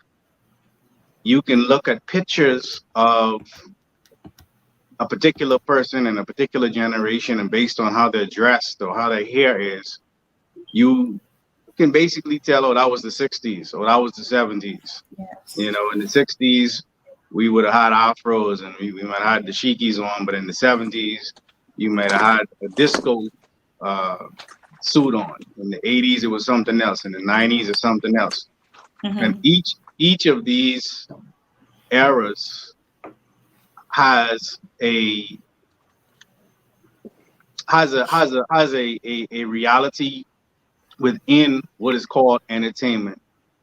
There are meetings. I worked in marketing for a few years, and people spend a lot of money to rent space in our minds. So we see on the screen today, if you just look at these pictures, you literally see these are different eras.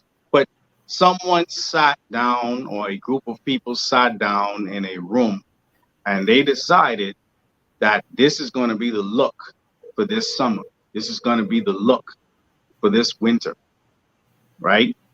And that look penetrates all corridors and all aspects of entertainment, whether it's music, whether it's film, whether it's just what they call reality TV, etc.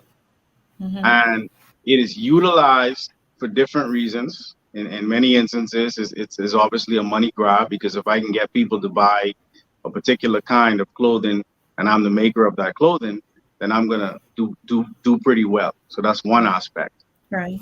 Another aspect of it is to actually, as Brother O'Neill was mentioning earlier, the reality of the system of racism, white supremacy, is to create the other.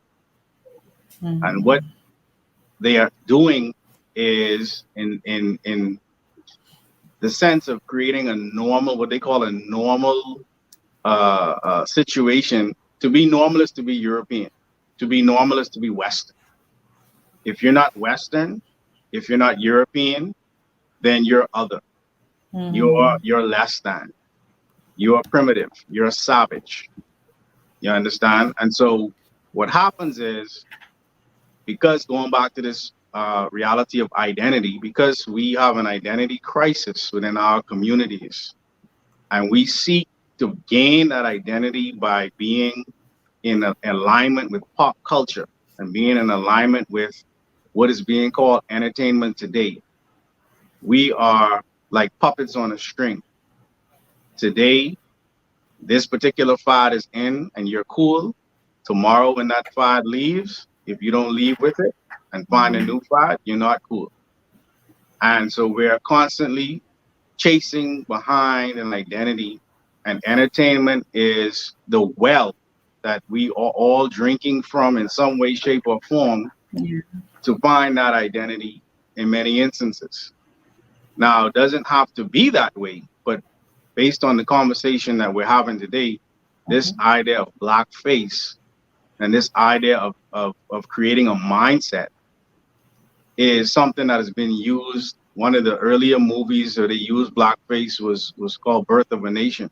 And in this movie, Birth of a Nation, Black people was shown in ways that basically typified all of those stereotypes that you mentioned earlier in order to create a consciousness, a Western consciousness that ultimately looked at the Black face or the Black man, the Black woman, the Black child as other, as less than, and that gave them the actual ammunition that they needed to then treat us the way that they wanted to treat us anyway. If I can exclude you, why am I excluding you? Because you're savage. Why am I not allowing you into my schools? Because you're not intelligent enough. Why can't you play with my children? Because you like to steal. You like to steal. Why can't you work in my business? Because ultimately, you're not the client. I don't mind you working for me, but my clients are gonna have a problem with you working for me. So even if you work for me, I need you to just sit in the back and do what I tell you to do. And so there's always this reality that we're faced with, but entertainment is one of the tools that they utilize in order to do that. Right. Okay, so Brother O'Neill, you wanna add to that? Yes, there was a movie that Spike Lee made. It was called Bamboozle. Right. I'm pretty sure people are familiar with it. Yes. And like Brother Uncle Sarad said, The Birth of a Nation was one of the first movies that gave a stereotype for black males as savages, rapists. I don't want to say the word,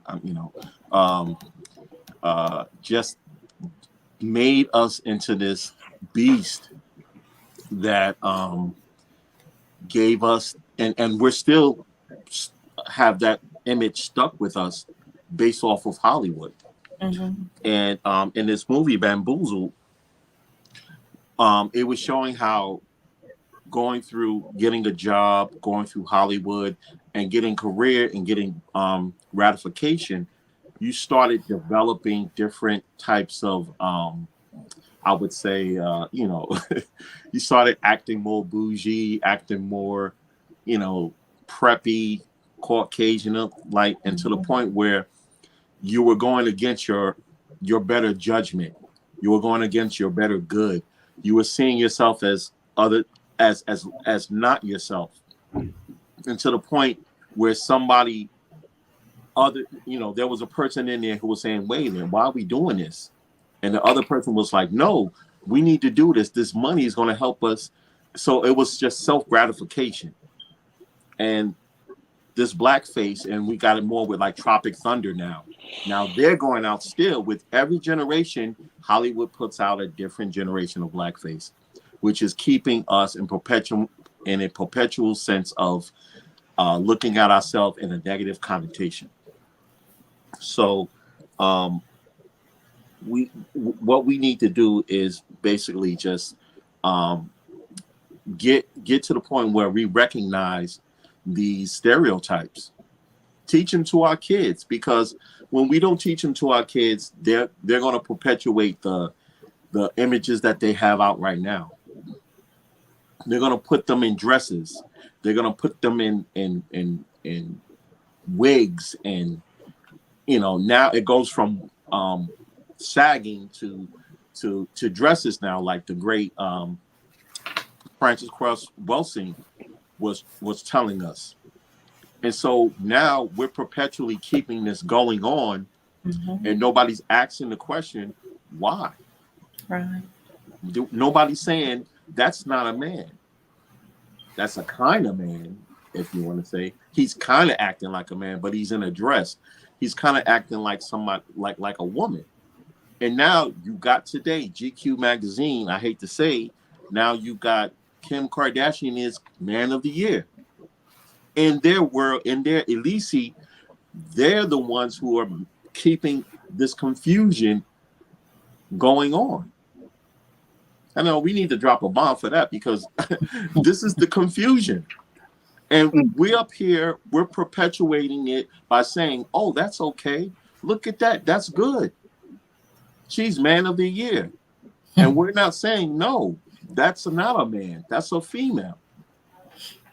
So what they do, like I said, they make us into objects. We're still chattel slavery.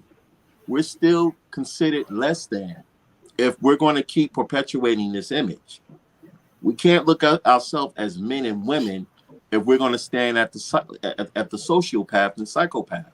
That's psychopathic behavior, because when I saw this movie where it was a woman, I think I don't really watch a lot of movies, but it was Hannibal.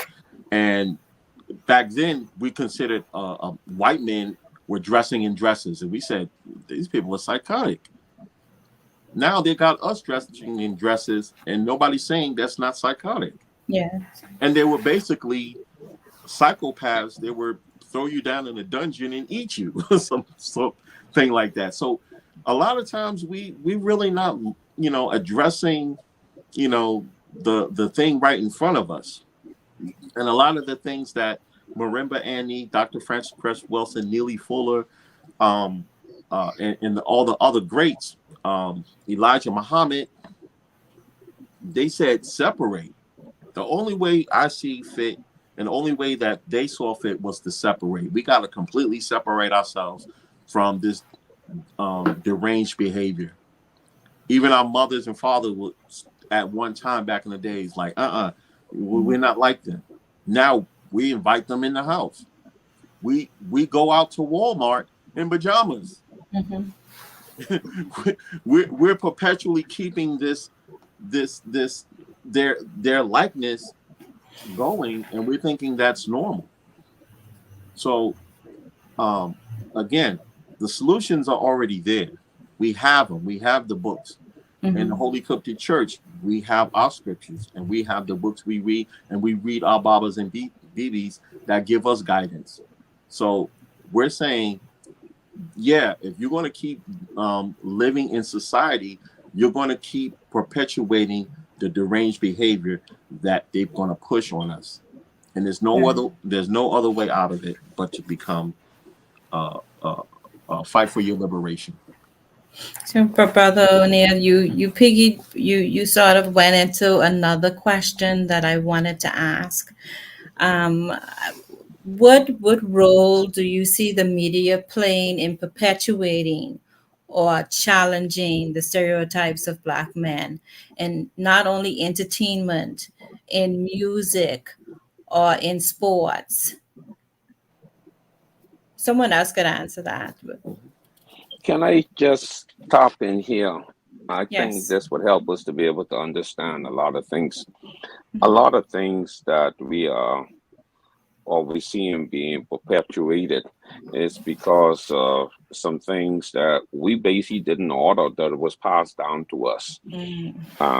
When we look at the plight of the Black man from slavery, if you worked in the field, you got one set of clothing, and if you worked in a cold area, you got a jacket.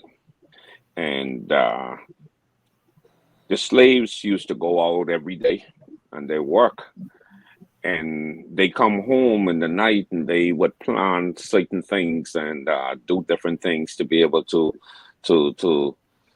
support themselves other than what master was giving them.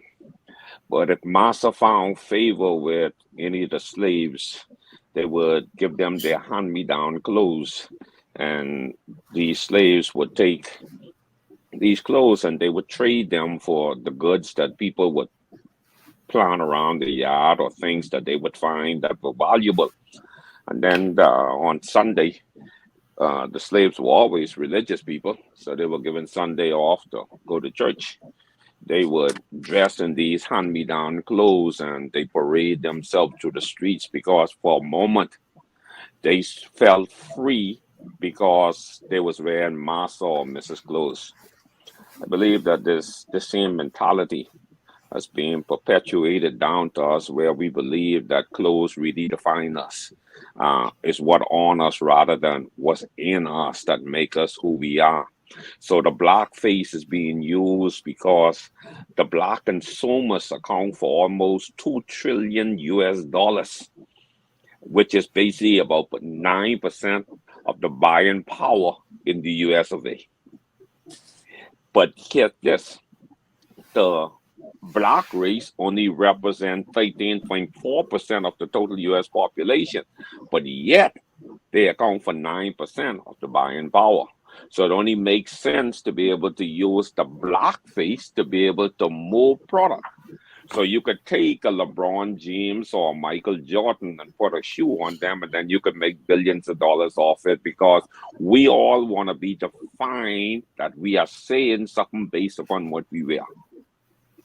Now, because we know this is where we have to become strategic. We need to be able to now not just be players, but as I said before, how do we build tables that we can empower our people to think? Because he who makes the goal makes the rule. I believe even we become, and I hope this comes off right, we become so religious that we don't think the way we supposed to think. We kings. We got to start thinking like royalty. We allow religion to divide and separate us. So now whatever our ancestors was trying to teach us, we don't get. We are governed by systems that were not created to help us to become.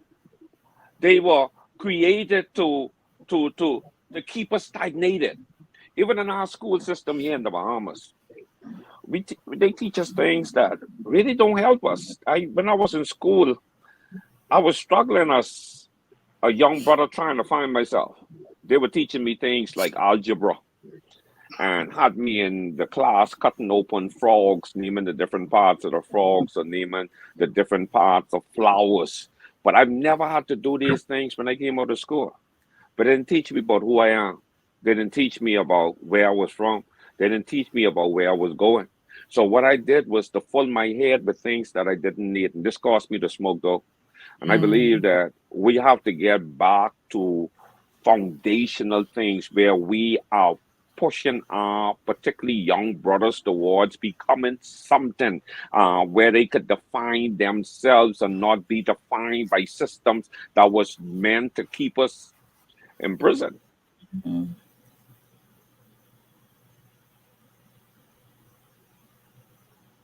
Okay. So we need freedom, but freedom is going to come with knowledge. Knowledge frees us. I think we lost everybody. No, they're still there. So I want to hear from Dr. Horace Wright. Let me jump in here then. Yes. Let me give a quote from the Bible first. Deuteronomy 9. Deuteronomy 22:9, should I say. And it explains, it says, you shall not sow your vineyard with two kinds of seed, or everything produced by the seed which you have sown, and the yield of the vineyard will become defiled.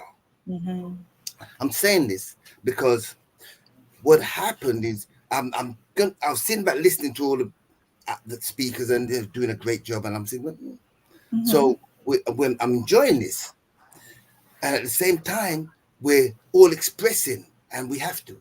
So let me just rewind a little bit, because for myself, I grew up in an era where we had, and you mentioned it, where we had the black and white minstrel show. Yes. And the black and white minstrel show, I used to enjoy watching it as a youth, the black and white minstrel show. Mm-hmm. And watching the black and white minstrel show, we saw images of black people. And then, we would, that was the only way we were seeing black on TV. Then they started to slowly put us on TV. On the screen, you had people like Harry Belafonte, Yes. people like Sidney Poitier, Mm-hmm. but they were not seen as black. And I say black. I was listening to our brother Charles Wood, and he was walking through the movies and explaining how the different movies came in based on our what we were looking for, meaning that as black people, we wanted to see ourselves on TV, but of ourselves. Right. And he walked it through, then taking us into Shaft, taking us, because now everybody loves Shaft, because Shaft was attacking the white man and affecting them. And you know what I'm saying? And he spoke on this. He spoke very well. And he went into Superfly. And today, what they're still using that same remedy of putting movies on that allow us to feel as if we have made some sort of revolution. So when they feel like, okay, we're getting fed up of seeing the stereotype of the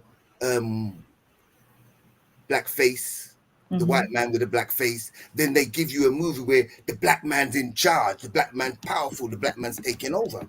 And we see that as a win. But we're not taking that off the screen and making it a reality. Right. So that's why I'm saying that about what I just read there about in Deuteronomy 22:9 is explaining, because what was ours, they've merged with theirs. What I mean? We grew up with different charts. You had a pop chart, you had a rock chart, right? You had a reggae chart, right? You had a soca chart, and now that's all gone. All you got is one chart, and everybody trying to sound and make the same thing. We had black industry in where you had black movies. But because we weren't supporting the black movie, because we was encouraged to go to the Canaanite movie or the white movies, we jumped into their movie scene, and now they're trying to merge everything. So when someone like Spike Lee was putting out things about us, yes, right? yes, and we wouldn't jump and support Spike Lee's movie, only when they do something that merges the two together do we say, okay, that's a great movie.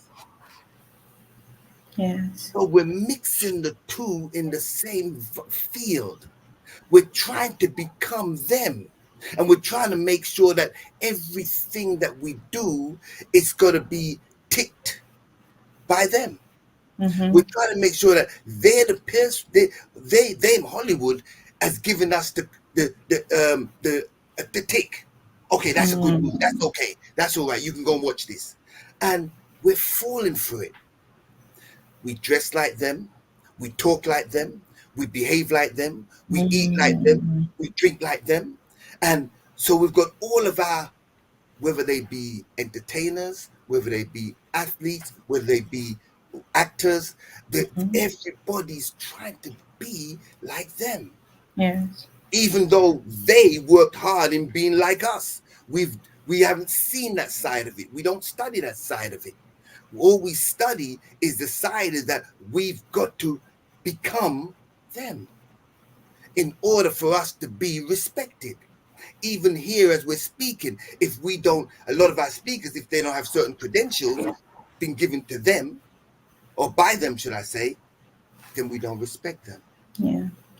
When there's many of our brothers and sisters that we spoke about a while ago, Francis Chris Wilson, Mm-hmm. We spoke about Manhood. We spoke about all these speakers, all these writers, and a lot of our people don't even know them. Know them, that's right. A lot of our people don't know of them. Mm-hmm. Our teacher, Dr. Amadou Varma, a lot of our people don't know him. Over Yeah. 70 books, they don't know him. They're knowing of him, but Mm-hmm. predominantly they don't know him. So we've got information, and we've got to start realizing we've got to pull ourselves away. We've got to stop trying to fit into his game. Stop trying to play his game and create our own game. And in creating our own game, respect our own game enough that we're going to support our own game. It starts with the little things.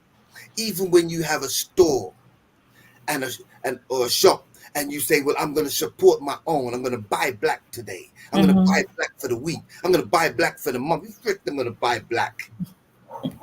A lot of us, we won't do that because in order to buy black, it's going to be a bit expensive because the playing field is not level. Level, right. The playing field is not fair. The playing field says, I'm going to make sure that your black shops have to pay more for this product so that you're going to have to sell it for more. People come into our store, Tree of Eternal Life, they pick up something and go, oh, I can get this cheaper at Tesco's. Of course you can. But Tesco's is not doing anything for you. But we are. Right. So we've got to start to realize that separation we need to make in order for us to become great again starts at home, where we've got to force that issue. So it started with just introducing us a little on the screen with the music, and it's been building to where here we are today, trying to be other than self and kind. Self and kind, right. I'll leave it there. Right, and that goes into the next question that I'm going to ask about how has the portrayal of the Black man in the entertainment industry, in the music industry, in the sporting industry evolved over time, and have there been any notable shifts in recent years?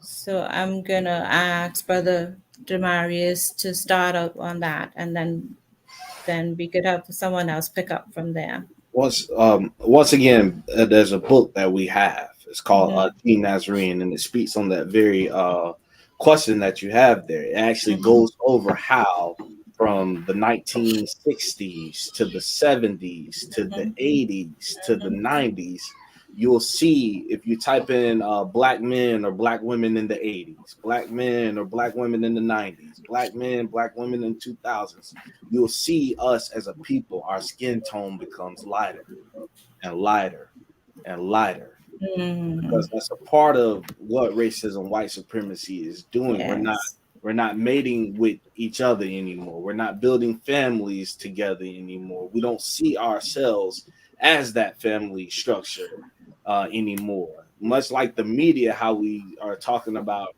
the media and entertainment shift over the years, that affects us in the manner of how we think. When we look at the standards of beauty, a beautiful person is not our Nubian sister who got a fro, got a kinks, looking good, dressed nicely. When we look that up, we see a white woman as the beauty standard. So all of us as young people, that's what we grow up seeing, and that's what we admire and want to have as a wife. Or if we look up an intelligent man on the media, guess who we see? We'll see an Einstein, we'll see a Nikola Tesla. And those are not us. We don't see Baba Martin Luther King Jr. come up when we're looking for that intelligent man. We don't see Barbara Marcus Moshe Garvey Marcus Garvey on the media or the television screen when we look up the best leaders. So over time, all of that has changed, even in the music industry with hip hop. Hip hop, it changed. It was about liberating your people. It was about raising your consciousness. It was about getting out here, fighting the powers that be, as Public Enemy would have spoken about. Then you had that shift with NWA at that. It was still speaking consciousness at that time because they were saying F the police, because they was talking about the realities of their situations in their neighborhood. But that eventually turned into wanting to be gangster, wanting to join gangs, wanting to kill each other. It took a shift all the way up into now to this latter day where that's all you hear is killing each other, hurting each other, no respect. I can't think of the last time I've heard a good love song on the radio about how it feels good to come home to your wife and your family and how you want to be better and things like that. Or songs even like Music Soul Child, Teach Me How to Love, those kind of things. You see that shit. And even with sports now, the NBA, the NFL, all of these things, they're changing the rules of those games because they cannot keep up with the Nubian Melanites that's in these games. They can't keep up with the different plays that we're coming up with. They can't keep up with the speed and the agility. People are literally getting hurt out on that field now in basketball and in football. So they're having to change those rules and those shifts. It's not like back in the day in the 80s and 90s where you can rough somebody up, you can elbow them in the chest. You can't do that anymore. So now you get a generation full of like how we got now. A lot of NBA players and NFL players, they complain a lot or they whine and say, "Oh, this is not fair and this is not fair." Instead of having that tough mentality that we had back in the previous days. So it's changing everywhere. And television, I can't name one black father on television right now who's raising his family, being a good role model. But back in the day, we had the Cosby Show. Back in the day, we seen a doctor, a black doctor. Back in the day, we seen a sister who was a black lawyer. Back in the day, we seen the family structure together, making it happen. Back in the day, we had Living Single. Back in the day, we even had Martin and those kind of shows. The Fresh Prince, who showed a relationship between an uncle and a nephew, which resemble a lot like father and son.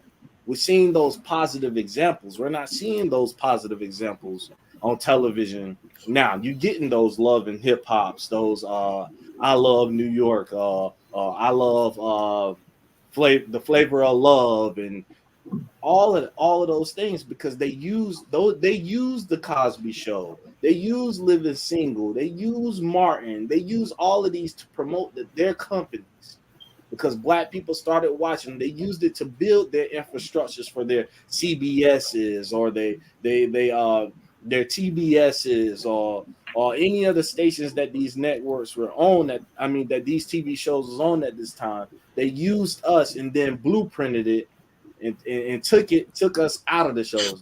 Now when you see shows of us, you see shows like Power, you see shows like Family Business, you see shows, those kind of shows, they're in there and they teach somewhat of a family structure, but it's always that one Nubian Melanite that has an interracial relationship. It's always that Nubian Melanite who's homosexual.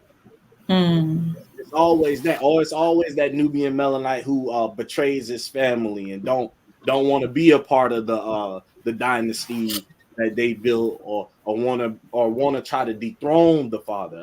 A big trend that I'm seeing in a lot of these TV shows is the mothers send the sons to kill their father. Wow. And that's a horrible mentality because your father is that example that you're supposed to be living up after. But it's like the mother, and it's only with black women though. I really don't see this with all the other shows as far as when they talking about drugs or having white families in it. These young men are taking out their fathers so that they can be the protector for their mother. And it's a strange thing that they keep giving that to us and giving that to us and giving it to us because the drama is selling. They're not giving us black families who's building something. They're not giving us black families that's saying, no, we're gonna build this family. We're gonna teach our children right. We're gonna teach them to go to school. We're gonna teach them to get an education. We're gonna teach them how to be financially successful. We're gonna teach them how to grow their own business. We're gonna teach them how to get back to their community. We're not seeing any of those things. So entertainment has shifted in the sense that we're not seeing us in that same light of liberation as we once did. And a lot of the times, a lot of the elders was on here growing up. Y'all heard a lot of the liberating music. Y'all heard a lot of the upliftment and the we need to be together. We need to stand as one, love and things like that. Young people now, they're not hearing none of that. Mhm. All they're hearing is kill this, shoot this, all kind of debauchery. All they're seeing is that. And every time they turn on a program, especially these little kids with these tablets. Yeah. It's funny because I hear a lot of adults that's older than me. They'll say I give them the tablet, so I ain't got to fool with them anymore, Right. or I don't have to deal with them anymore. Where did that mentality come from? To where you don't have to give your children or your niece, your nephew, or your son, your daughter that kind of attention, because these young people, they're just getting on YouTube and clicking videos. And it can be anything. It can be something sexual in nature. It could be a little kiddie video, but in that kiddie video, they got the little girl telling this little girl we need to go to this room. A lot of these things are happening in this latter day, but we're not really paying attention to those things that's happening. You got these young kids out here just watching, staying in their screens for 5 to 6 hours, and they watching little white boys play on the playground. Or a white family, just talking. It blows my mind, because there's a lot of things with their great minds at such a young age that they could be doing, but this is what we have them doing. And so that entertainment is messed up in this latter day, because they're getting further and further and further away from reality, to where they're starting to live life on the outside. Eventually, it's going to be a young man sitting right here by his wife on the couch, and they both got their VR sets, and they live in a whole different life in the VR world. They got their family, their kids, they getting married on the virtual reality, they going to school on the virtual reality, but they're not doing nothing in real life. Nothing. Right. And so that's how entertainment is shifting. It's taking us adults, even elders, and even young people further and further away from reality and the things that we are facing in this latter day. Okay, so I'm gonna shift it now. I want Reverend Aeneas to assist with this. How therefore can we promote more diversity and authentic representation of Black men in these industries that we're talking about, where they give us these stereotypes? Well, we have to support those filmmakers, those writers, and people who are actually trying to portray us in a good light. Now, it's difficult to do that when we just talked about the fact that if you're not in the industry, or if you're not really doing your homework to find out who's doing that, in many cases, we won't even know who to look for. Most times when we talk about Black filmmakers, names like Spike Lee automatically jump up, because that's who we know. Tyler Perry, he has a whole movie studio now down in Georgia, built on a former Confederate base, and he has the power to do exactly what we're saying should be done. But I don't know if he's doing it, at least not at the rate that he could. But then again, I'm not in his shoes. I don't know what he's up against.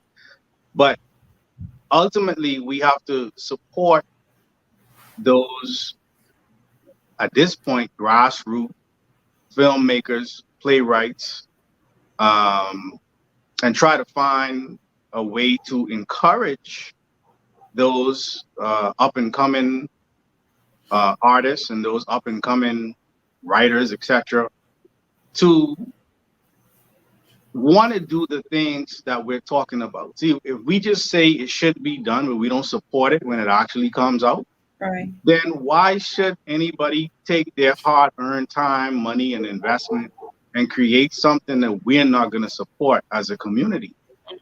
See, it really starts with us wanting to support those that are doing the work. But it goes back to the question you were asking earlier about media. All right. See, media endorses, media creates reality. Media says that this is what is real. This is what is news. This is what is entertainment, for example. So if we're not seeing the things that we are talking about today being lifted up in the media as something that we should all be striving to be or trying to become, then in many instances, the next generation is not going to pay attention to what it is that we're doing right now. So we have to be encouraged to have our own media. We have Qubtic TV. How many of us on this platform tonight have subscribed to the channel, to the Qubtic TV channel? Yes. That's where it starts. We got to support our own. We have programs, we have entertainment that's possible, but that takes funding. And in order to have funding, you got to have the type of support that a sponsor wants to see, so that when we, as Qubtic Television, goes to a sponsor and say, we need $500,000, $1 million, $10 million to create a movie, they say, well, what you going to do for me? How many people are going to see this movie? Well, we need to be able to show that, hey, our channel, we have 8 million subscribers. Our channel has the people that are going to put eyes on this film, which means your product that you're going to give us money for to put in this movie is going to be seen by over 8 million people. Well, now you got the sponsor's attention. So we got to start with just supporting our own and then grow from there. Okay. So we have 2 minutes left, and so I'm gonna ask Dr. Reed to give us a wrap up in 1.5 minutes, please. I want to thank everybody that tuned in. Thank you all for giving me this opportunity. I truly was inspired hearing all of these great minds come around. I just wish that I could just sit down and just listen and don't have to contribute. But it's really been an awesome experience. And I think that we got to keep on pushing the message. Negative sells more than positive. We got to continue to be that beacon. I believe in the words of Jesus. He said that you are the salt of the earth, and salt is an influencer. Anything salt gets on, it change. We just got to get in the right place, get on the right people, and change mindsets. When we change mindsets, people will come to that place where they understand who they are, why they're here, and have a vision for their lives. Thank you, gentlemen. Thank you. You guys bought it, a plate full to take home today. We're going to break for a short commercial, and then we're going to continue on with our final session. Thank you again. Namaste, gentlemen. Thank you. Namaste. Namaste. Thank you.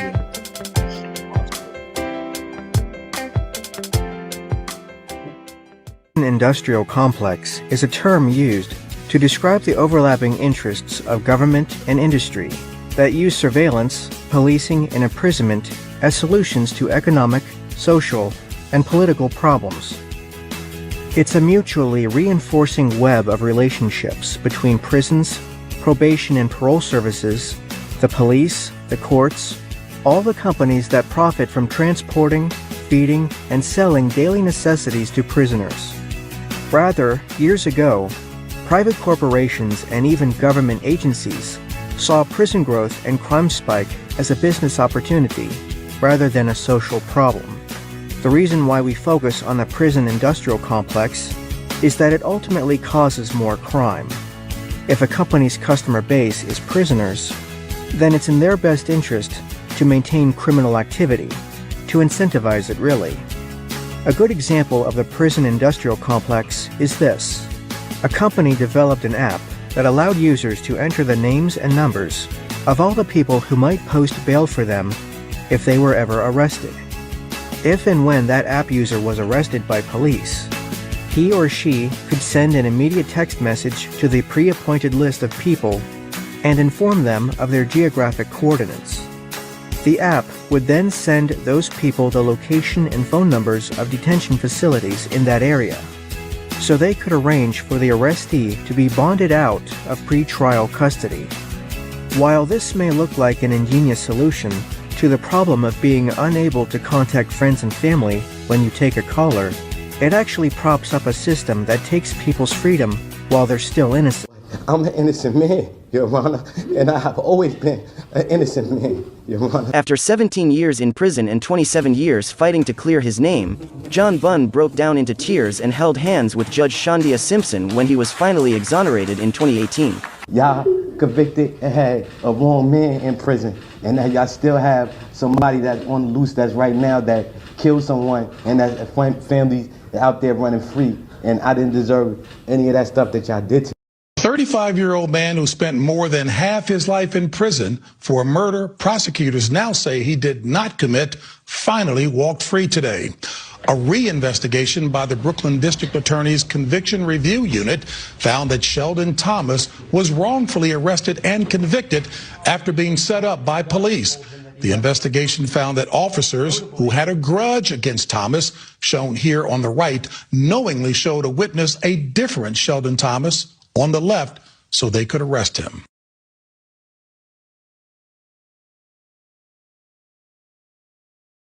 The hardest thing to do is to be true to yourself, especially when everybody's watching. Yes, yes. Show business has to do with compromise and wearing the mask. You know, when they say black folks, we wear that mask. You walk in that boardroom, it's not like you don't walk in the boardroom like, what's popping, baby? You know, you gotta put that mask on, and you know, it's like we're bilingual. We speak job interview and we speak around each other. You know what I'm saying? Did you feel like a sellout? I felt like they got me in touch with my inner coon. They stirred them up. Really? When we was doing that sketch and that guy laughed, I felt like, man, I felt like they got me. They got me. I mean, I'm a conspiracy theorist to a degree. Like when I connect dots that maybe shouldn't be connected, I don't know. But certain dots, like when I see that they put every black man in the movies in a dress at some point in their career, I'll be connecting them down like, why all these brothers gotta wear a dress? This happened to me. I'm doing a movie with Martin. Yeah. The movie's going good. So I walk in the trailer. I'm like, man, this must be the wrong trailer because there's a dress in here. They come in. The writer comes in. I think he's the writer. He's like, Dave, listen, we got this hilarious scene where Martin's sneaking out of jail. So he disguises you as a prostitute. And he put this dress on. And, what? A prostitute? Nah, I'm not doing that. I don't feel comfortable with that. That should have been in a discussion. What? You don't feel comfortable with it? I mean, it's a hilarious bit. All the greats have done it. So, well, if all the greats have done it, it's kind of hacky, right? You're right. So why don't we just not do it? Because I don't feel comfortable wearing a dress. Oh, come on, Dave. Listen, we got it all set up. We're supposed to shoot. Every minute you waste costs this much money. You know, the pressure comes in. He said, I'm not wearing no dress, man. I'm funnier than a dress. Just give me something funny to say. I don't need to wear no dress to be funny. What am I, Milton Berle? You know, we're going like this. And then finally he's like, and he leaves. And then like the director comes, Dave, it really would be great if you wear the dress. What is wrong? What is this, Brokeback Mountain in here? So then,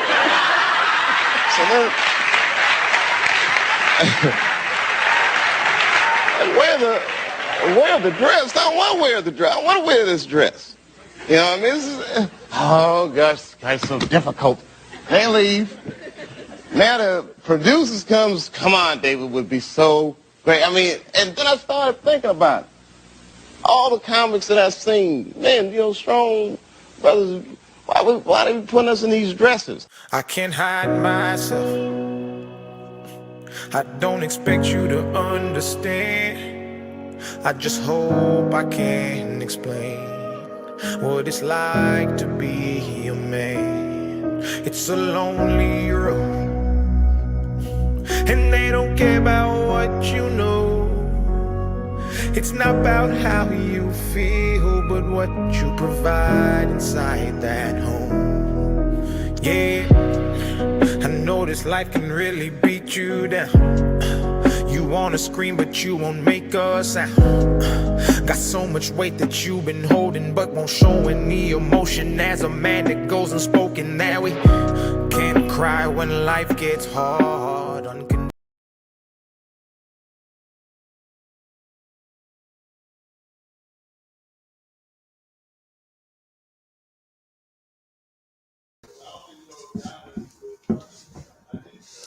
Welcome back to Reviving Manhood. We like to thank you all for joining us. We know it's late, but we like to thank you for tuning in with us. And right now, we would like to bring up our esteemed panel, if we can.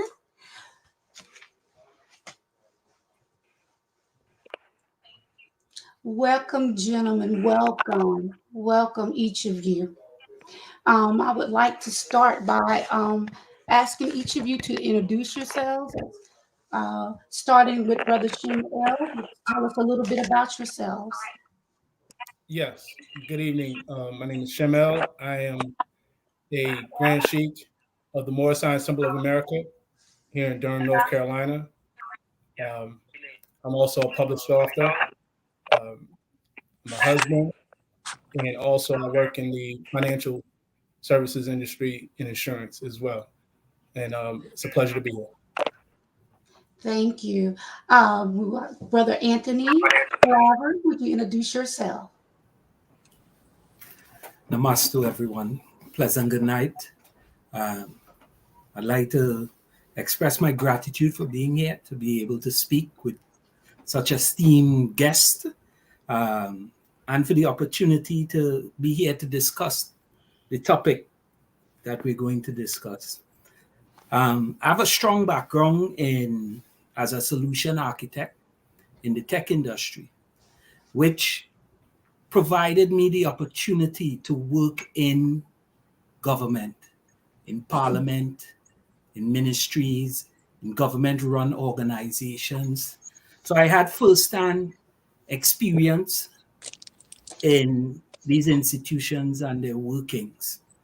Also, as a Minavazir at the Holy Qubtic-Church and a fourth-year student of my teacher, Dr. A.J. Varma, who's here with us, and being part of the seminary program, this conference and being part of it is not only timely and important on a nation or tribal level, but also to me personally as a father of boys and girls, a husband, and also a Black man here in society. So I look forward to the discussion, and thanks everyone again, especially the audience who will be listening in. Thank you. Thank you. And Elder Michael Latson, introduce yourself, please. It is an honor to be here among such esteemed panelists. These brothers are awesome, and I look up to every last one of them. And I have been a truck driver for the last 35 years and been a student under Dr. A.J. Varma of the Qubtic University for the last 11 years. Thank you. Pleasure to be here. And last but not least, our esteemed Reverend Dr. A.J. Varma. Let me first of all say that Elder Bishop Caleb Kenja, he should be signing back in. I don't know if somehow he got knocked out, but he'll be back on shortly. I'm Rev. Dr. A.J. Varma of the Holy Qubtic-Church of the Black Messiah. Just being a part of this event, this Christ consciousness event, right? This moment of manhood and reviving manhood. It's my honor to be here. I'm an author, a father, a son. I don't say Holy Spirit, right? That's not kind of weird. But I'm a father and a son, a brother, and a husband. And I just, in the capacity of just that, is why I'm here. Not so much as a leader or anything of that nature, but just in the capacity of being a father, a brother, a son, a husband, an uncle, a person like everyone else on this panel, except for yourself, Sister Angel, just being a part of what we are attempting to do and speaking from a conscious standpoint about manhood and what we need to do to get us back on track. Thank you all for being here. And while we're waiting for Bishop Calum to come back in, I would like to just take this moment to read this poem that I found. And this poem is from an unknown author. Oh, yes, Bishop. Bishop Calum, thank you for joining us. I want to give you an opportunity to introduce yourself and tell us a little bit about yourself.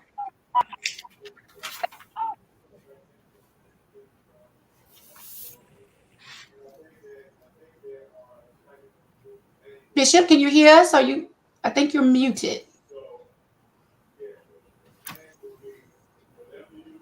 Okay, Bishop got kicked out again, but he'll be joining us back shortly.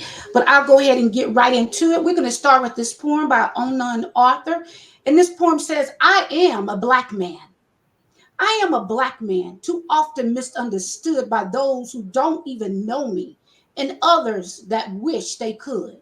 I am a Black man, surrounded by self-righteous hate, by people who wish to destroy me and try to control my fate.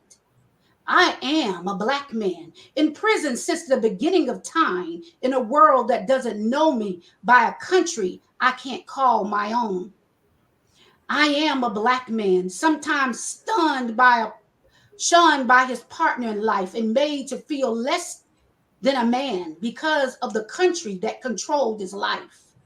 I am a Black man, sometimes wakened but still proud. Weakened but still proud. I stand before all other men to say these words out loud.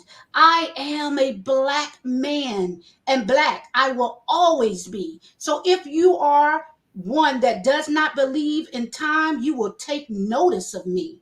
I am a Black man, and because there is no other like me, I stand before the world and say, I am proud of being Black as I can be. I am a Black man. So we're going to give Bishop an opportunity to introduce himself. Bishop, can you hear us now, Bishop Kallinger? Can you hear us, Bishop? Elder Bishop, are you able to hear us? Your microphone is muted.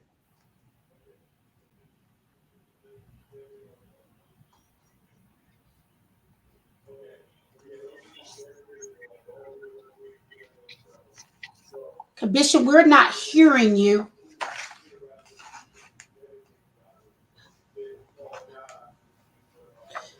Okay, while Bishop is working on sound, tonight's segment is why Black politics and unbalanced laws often fail our people.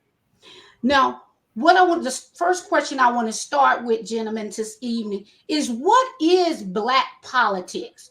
And we'll start with Brother Shemel. What is Black politics? That is a very good question.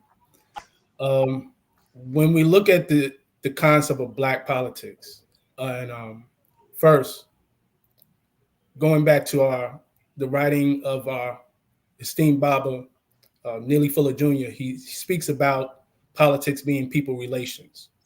So using that general term, we take it that it deals with the relations of our people identified as Black. But specifically in terms of government, we're dealing with the affairs of the people in not only in this country, in the United States, but also in other governments around the world, of a people who historically have been subjugated since slavery. So that's where the term, really Black comes into play. So in Black politics, we hear terms like the Congressional Black Caucus. We hear terms about Black power and things of that nature. The politics that is really put into play, we have to recognize that what is called Black politics is really, as far as what we're seeing, is really people who are classified as Black doing politics for people who are not classified as Black, meaning that they do the will and the benefits and the interests of people outside of the group. When we look at the history and the laws and things that happen, just to give you the context of the Black Congressional Caucus, which started in 1965. That's 5 years after the Civil Rights Act. No, I'm sorry. Yeah, 5 years after the Civil Rights Act, 4 years after the Voting Rights Act. It was originally called the Democratic Select Committee. Then in 1971, it became the Congressional Black Caucus. So we got to ask the question, who were the people involved in creating this caucus, and did they speak for us as a people?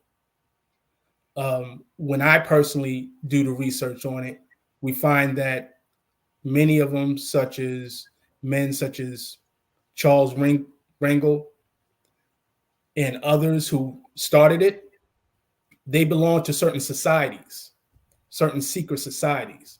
Now, what does that mean? Am I knocking Freemasonry or anything? No, but what I am speaking to is the fact that whenever you're part of a group, whatever that group that you're affiliated with, your interest first is to the people within that group, right?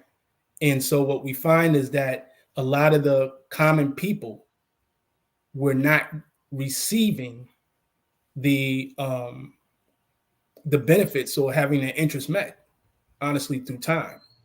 That's why when we look at reparations, which is a big political thing, it keeps on being talked about, but it never gets put into play and put into effect. We have to ask the question as to why. If we have people who are considered Black congressmen, Black mayors, Black governors, and this is Black politics, then why aren't the needs of the people who are called Black met? Who are they serving? So the politics, there's an old saying, politics, politricks. That still holds true today. We got to recognize that we have to make a distinction between government and politics. So I would just say that.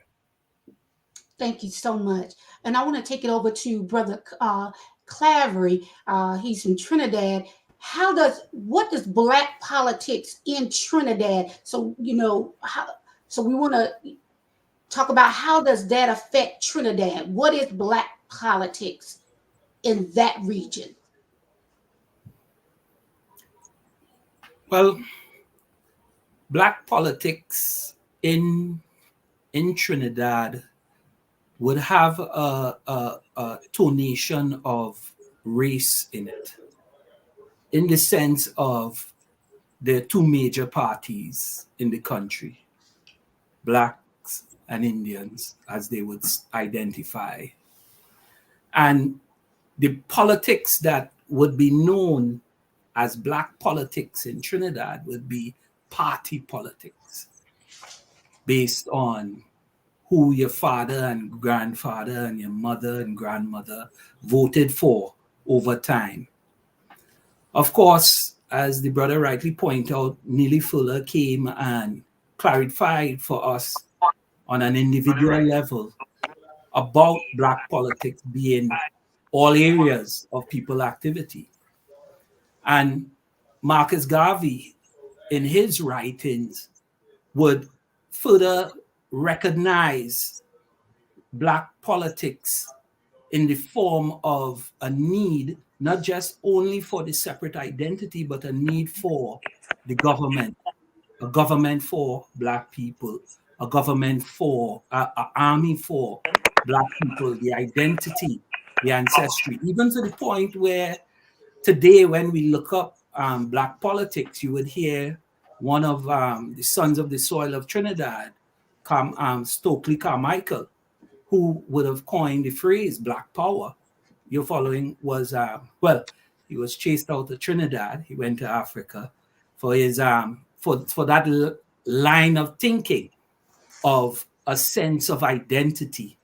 So in Trinidad right now, the tonation is along the line of a lack of knowledge of self, and we will vote for party who we know, who our father, mother, grandmother, grandfather, as opposed to educating ourselves and recognizing that identity, ancestry, and the whole area, all the areas where we operate is part of our Black power or Black politics.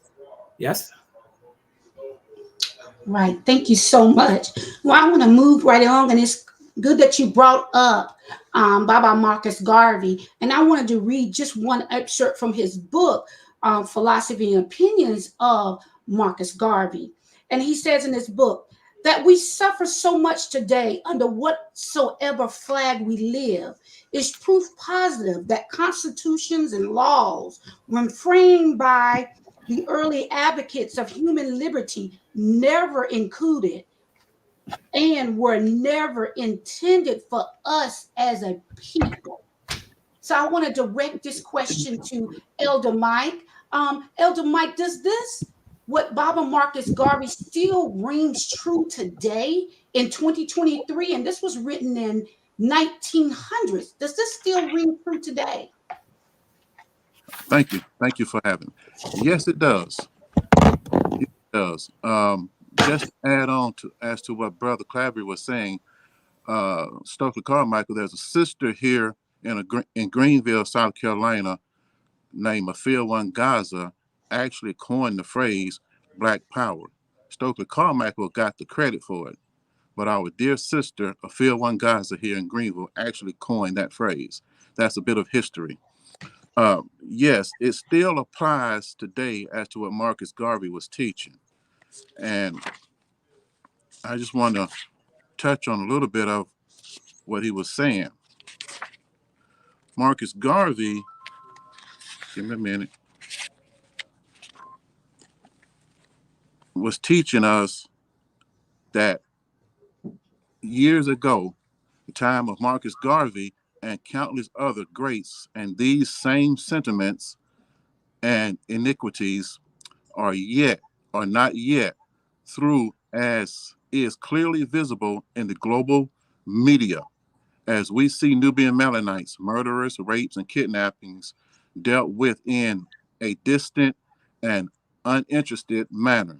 Furthermore, by its very nature, the global political structure established by the elitists, enslavers amongst the Indo-Aryans, Caucasian Anglos, and Pale Air Emirates is basically politricks or a pile of tricks designed to keep the Nubian Melanite family at the bottom of the global totem pole, whereby controlling the natural resources of all Nubian Melanite lands. They work to accomplish their respective political aims by outwardly appearing to care about the adverse living, social, and economic conditions which their respective political systems create for the global Nubian Melanite families. And this is what we have to understand, what is going on in politics still today. We are not included. We have people that's in there that are puppets. They are not for our interests, okay? And they are just white people in black skin. They do not have your interests at hand. They don't have any power. They just puppets making up, taking up a seat. They don't have your interests at hand. They do not fight for you. And this is what Marcus Garvey has been telling us ever since. We have to create our own. We have to put people in there from our organizations that will stand up and not be afraid to take on those racist people that come at them even with money. Okay, we mostly sell out for the money, and we think we're gonna go in there and do a difference and make a difference, but that does not hold true. You see, that does not hold true. And so I'll just leave it right there. Thank you. Right, thank you so much. And then, so when you look, with history, especially with the black male, you would see black men marching with signs, "I am a man." And that's the reason why I read that poem at the beginning, because you see that we, as Nubian Melanites or a Nubian family, we have been fighting for liberty and for justice and for rights and for civil rights. And I'm going to pose this question. When you look at the politics and you listen to what Baba Marcus Garvey has said, and you look at civil rights with Dr. Martin Luther King, and I'm going to pose this question to Bishop and give him an opportunity to speak and introduce himself and answer this question. How did politics and how does politics keep the Nubian family, the male, subjected in this system? It's what you want me to do first? Introduce yourself, because we've been trying to get to know you, sir. Okay, I'm sorry, you all. My phone, I need another one. But anyway, that's okay, Bishop. I'm Bishop. I was Bishop in California for 32 years, and I felt the need and the call to move and be with my oldest daughter here in Texas and my grandchildren. And so when I came here, I really fulfilled a dream of mine, and I always wanted to be a prison chaplain. I used to tell my church, if I could do anything other than this, I'd be a prison chaplain. And so I came to Texas, and I was blessed to be hired as a correctional prison chaplain, and it's been so rewarding, and I can't even describe what it does for me to be in this prison, helping these young Black men, and helping they get out. They're getting out now. Some of them are getting out and calling me and texting me. They want to keep up with me because they know, even though I'm there in the prison to help everybody, no matter who they are and culture they belong to, they know that I'm for them. And so if anything goes down in that prison, they run to me and let me know that something has been done, and they know I'm going to take care of it. So it's very rewarding for me, and I'm seeing a lot of lives change.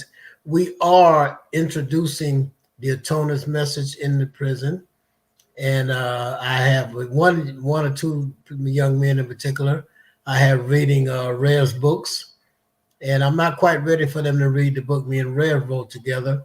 I don't know if I got to be careful with that one, but anyway, they are getting exposed to it, and it's very exciting. Now, I need to go back and ask you, what was that you said about politics? Yes, sir. And thank you so much for joining us, Bishop. We do appreciate you joining us this evening. And the question I had is, how does these politics and laws keep the Black man or the Nubian family subjected? The different politics, we talked about, we've been fighting for civil rights. We've been fighting for justice. How does these politics and laws keep us subjected? Keep us subjected. Yes. Well, the first thing I like to say is it's a system.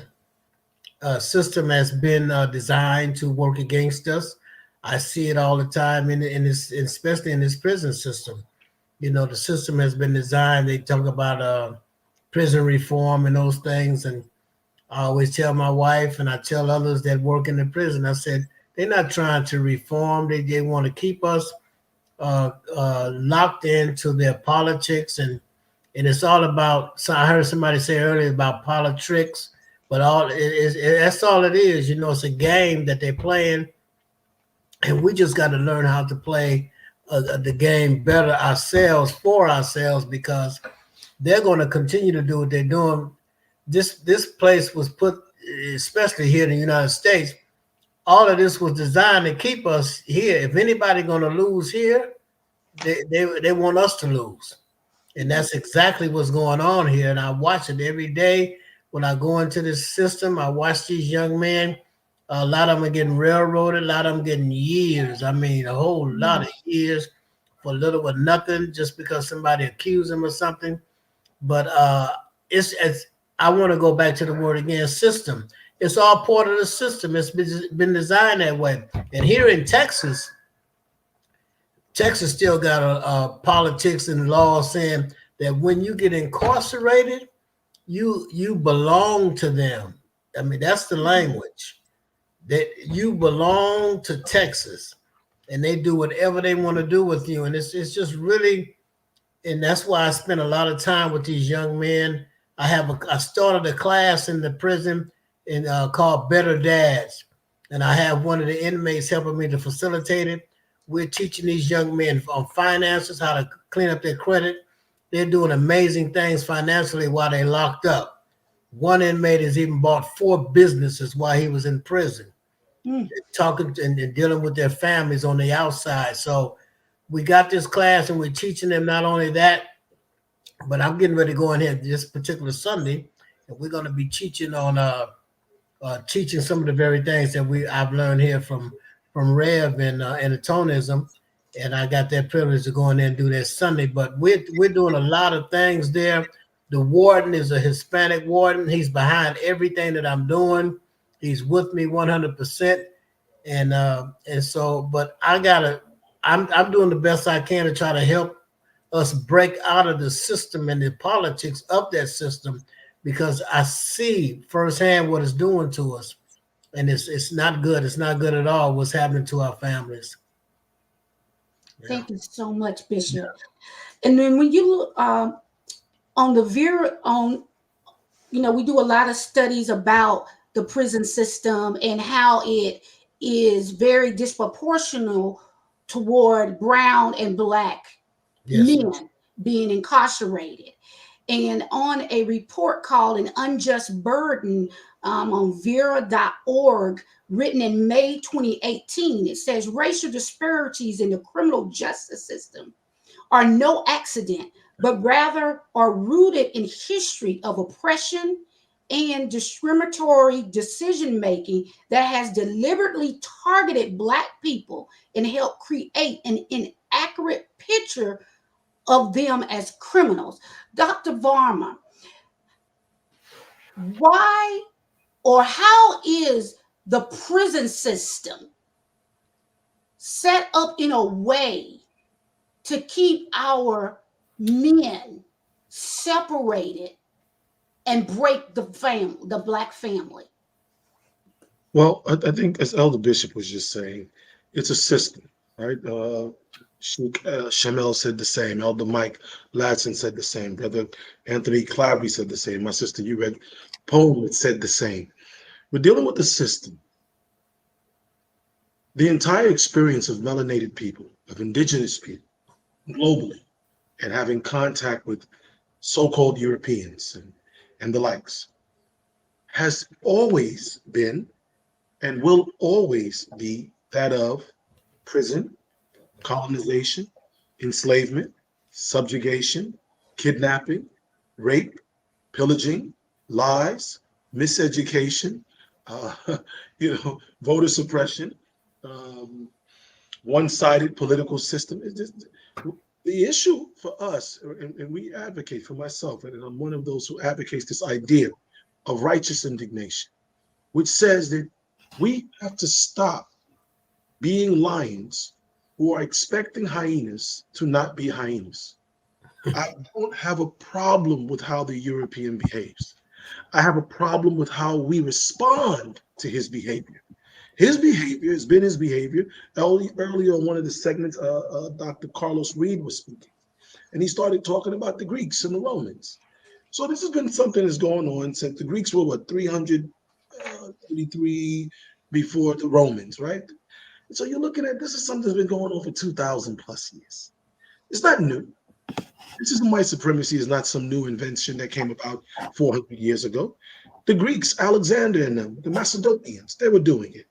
The Romans, Caesar, Gaius, Augustus, Octavius, Vespasian, all of them were doing it. So this is not new. George Washington, France with Napoleon, shooting the noses off the Sphinx. The Arabs, this is not new. What is new is that we're acting new. You follow? This man is ruled for about 400 years, right? A little over 400 years. That's a baby in comparison to how long you and I have been ruling. But it's that we are not accepting what he is showing us of himself. We're in denial. He used to function off denial, and we were functioning in fear. Now we're functioning in both fear and denial. right? We're afraid of an irreality based off of Superman, and Aquaman is a new Aquaman. He's saving the world again, right? And this idea that he's so superior. And then ultimately, denial. We are denying what our eyes have seen. I used to have an elder I used to sit with, and he would mentor me years ago in Birmingham, Alabama. His name was Abu Malik Shabazz. And he would always say, Brother AJ, what the eyes see, the heart and mind must accept as real. What the eyes see, the heart and mind must accept as real. So he used to say this to me, I think at the time I was probably 21 or so. And I learned 21, 22. And I've learned from that to say to Black people, what do you see? What do you see? If you see what you see, then as the great Claude Anderson says, let's stop having inappropriate behavior. Our response is not appropriate. Politically speaking, the system of racial oppression through politics. Politics, by European standard, was designed for racial oppression. Politics was the religious institution, because Christianity, by European construct, was a political religion that needed the Pope, Vincent and such, to approve of what they were about to do to indigenous people around the world. To go forth and conquer all Circassians and pagans and barbarians and bring them into the fold of Christ. And if they refuse to come into such fold, to kill them. Same thing the Arabs did with their version of Islam. The same thing the so-called Jews have done with their version of Judaism. Right? By construct, all of these were our indigenous systems. But as they are taught today, as they are perpetuated today, we have to recognize that these are political systems whose goal is to utilize religion as they give it to us in order to whitewash, Arabicize, and Anglicize our minds in such a way that we give away our rights and our freedoms to self-determination, to determine for ourselves what this self is supposed to be. What is this self supposed to be? Right? When we look at the world, as I listen to my fellow panelists, and as they're explaining very, very eloquently and articulately, they're making it very clear that we are men in this moment of resurrecting or reviving Black manhood. We have to be able to say to the world, we don't care what you think about what we are saying and doing as it pertains to us. I've never seen a lion go across the Serengeti, find the hyenas and say, what we're about to do over here is okay with you. No, they're lions. They know what they need to do. And they're not expecting hyenas or crocodiles or any other species to understand what they have to do. We have to have the mindset of an elephant with the ferociousness and the determination of a lion, and do what ought to be done.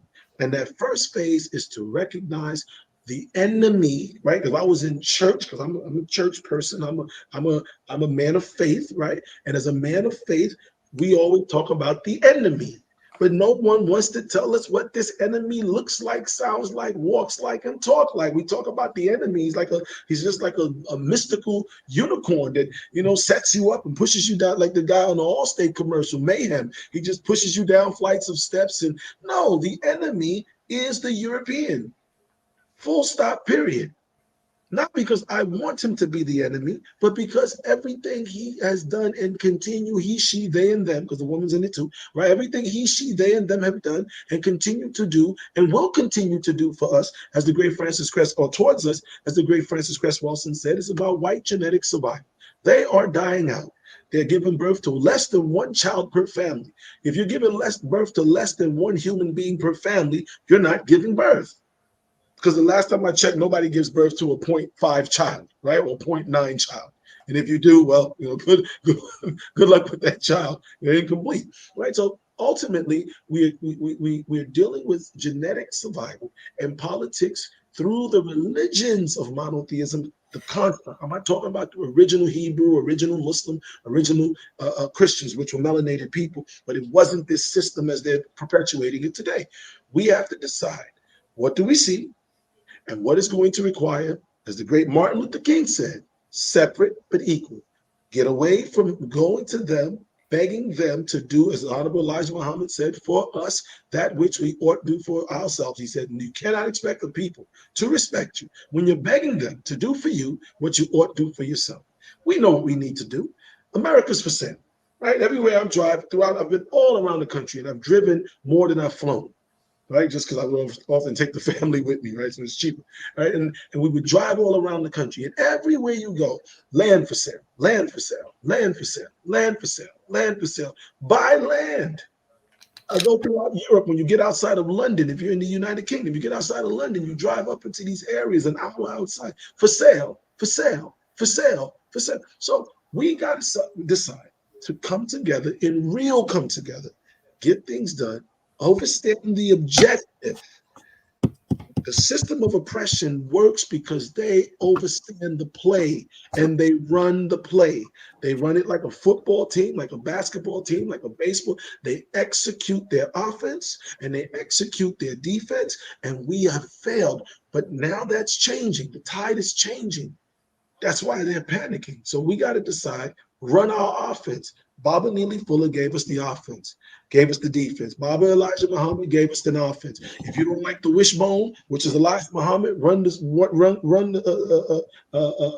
I formation. If you don't like the I formation, run the via offense. If you don't like whichever offense you like, we have a great teachers, the BBs, the great Francis Cress Wilson, Marimba Annie. If you're a female listening, a mother, a daughter, a sister, a wife, a niece, a grandmother, you can run the offense and defense of Shahrazad Ali. You can run the offense and defense of Marimba Annie. You can run the offense or defense of Francis Cress Wilson, or you can run the offense of defense of the great Clamora Hudson Weeds. Whichever of those you run as a female, we win. If you're a male, you can run the offense or defense of Marcus Moshe Garvey. You can run the offense or defense of Elijah Muhammad. You can run the offense or defense of Baba Tumray. You can run, or Imam Isa. You can run the offense or defense of Henry Clark or Dr. Ben. Whichever of those offenses, or Noble Drew Ali, right? Prophet Noble Drew Ali. Whichever of those offenses you run, we win.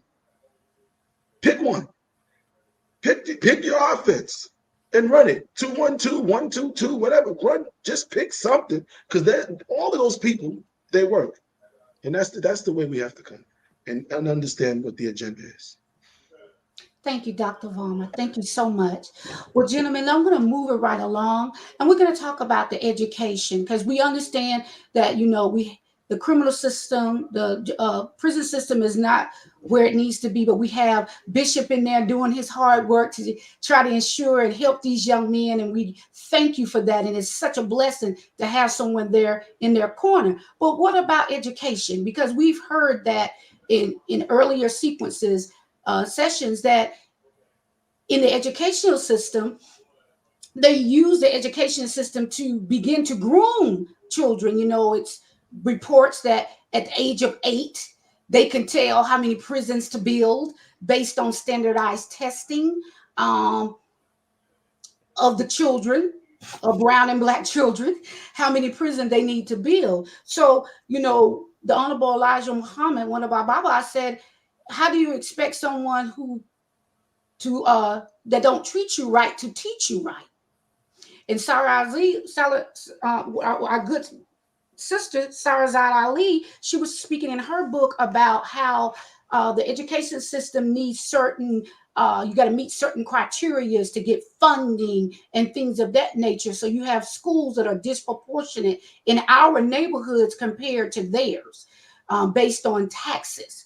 How important is education and reforming educational laws to ensure our children are getting the best education? Because they're banning books, they're taking out Black history, they're taking out vocational education, they're taking out music. How important is it for us as a community to rally for laws to ensure our children are getting the best education? Brother Shem El, I'm gonna let you tackle that. Well, it's very important. There's no getting around it. Education is the foundation on which you build a society. Every society has to have a solid education of the youth, not only of the youth, but of the adults. You have adult education. If you go into whether it's business or the workplace, there is education. You never stop learning. You don't stop learning from 12th grade or college, etc.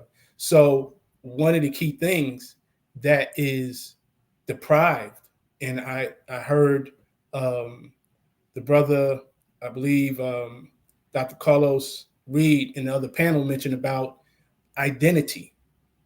That's the fundamental thing that is taken away from us, that gives us context with any education, because it doesn't matter whether you learn math, English, or whatever language you learn, writing, science.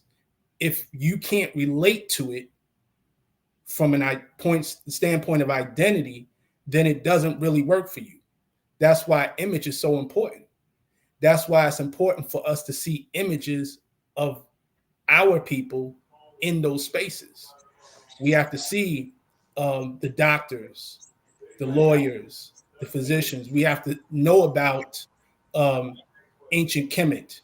We have to know about the Moors. We have to know about Timbuktu, all these different civilizations, because each of these civilizations, there were skills that were taught. So what is our perspective as Melanite people? How do we perceive science? How do we perceive math? Because the way we do math is not the same way other people do math. You know, it's just kind of like, it's something that's natural within us through the melanin, right? Because even music is math. That's how you know. That's give you an example. We move in certain rhythms that people who are melanin recessive can't move in, right? That's mathematics. That's science.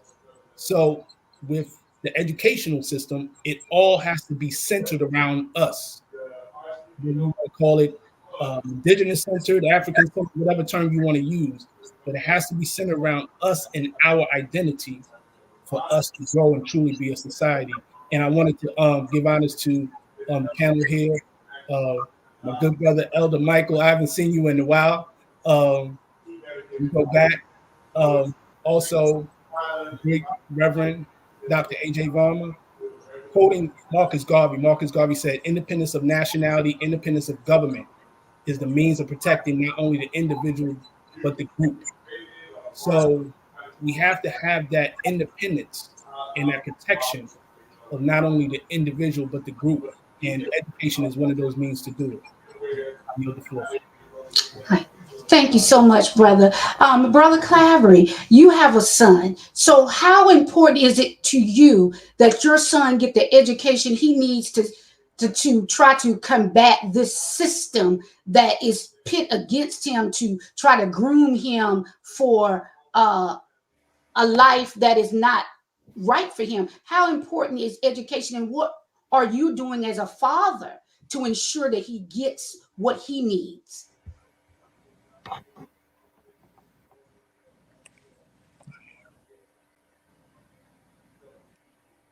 Brother Claver, you're muted. Yes, sorry, thanks. Thank you. Yeah. To continue what Brother Shamel was alluding to, it definitely is going to begin by looking at our past. Because, and I'm saying this because when we look at the history of Marcus Garvey and his beginning of the UNIA, you found that those who were educated were opposed to the idea of recognizing your identity, as he would use the term Negro in that day and time. You following? And he saw that this education from this system prevented their minds from being able to receive or absorb what was being taught or expressed at that time. Then when we look at another historical point with our Baba Neely Fuller, in his journey, we learned that he recognized how it is that the society kept those of Black children or Black people suppressed. You following? So he also made a statement that he also made a point, Baba Nili Fuller, that in order for us to be educated, especially in this day and time, we need to stop making statements and ask questions. Hence, when you look at the Holy Qubtic-Church and how we educate from asking questions and answers. So in teaching my child or sharing with others to teach their child would be to educate ourselves, learn about our history, our past, our identity, by allowing them and training them to ask questions, so that we'll be able to gain and be delivered the answers that we ourselves as the parent must first research, study, investigate, question, in order to then pass on to them. So those are areas, those are things that are powerful for us as a people in regaining our true education, which goes beyond just the academic sphere or the academic or academia, as they say, alone. You following? Yes, sir. Thank you so much. And Bishop, I want to pose this question to you. You're in the prison system, so you're seeing these young men. When working with them and trying to rehabilitate them, how important is educating them there? Some come in with not reading on, beyond an eighth grade or high school level. How is education while they're there helping them so they'll be able to come out and be productive members in society and in their community? Well, when I one of the first things I do when I meet some of these young brothers, one in particular I just talked to. He's 29 years old. These young guys come in there, and that's one of the first things we ask them. Have you finished high school? You need to work on your GED. You need, and that we have a class there called Cognitive Life Skills. I highly recommend that to many of them because it deals with the pattern of thinking, how you should think, and how you learn how to think and learn how to deal with your thoughts. And so I send all of them there, but we also have a great education department where I encourage them to go to school. So far, these young men have been listening to me, and they've been getting in the classes that I tell them to get into, because I know just how important that is. I have an older Hispanic man there. Wow, he's in his late 60s, and he can't even read. And so I've also been helping him. I bought him some flashcards, and it's a real work in progress. But first thing I do in this prison system, I let these young men know that I care. Once they know I care, many of them view me as a father, and they tell me that their dad has passed away or they never had a father, and that's what they see me as. Not they see me as a chaplain, but they see me as a father.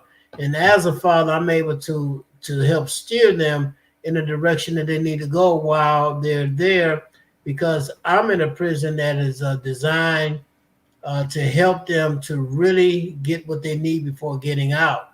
And so I can direct them to different places that they can really get some good help. We have a prison entrepreneurial program where young men can go and learn business, and they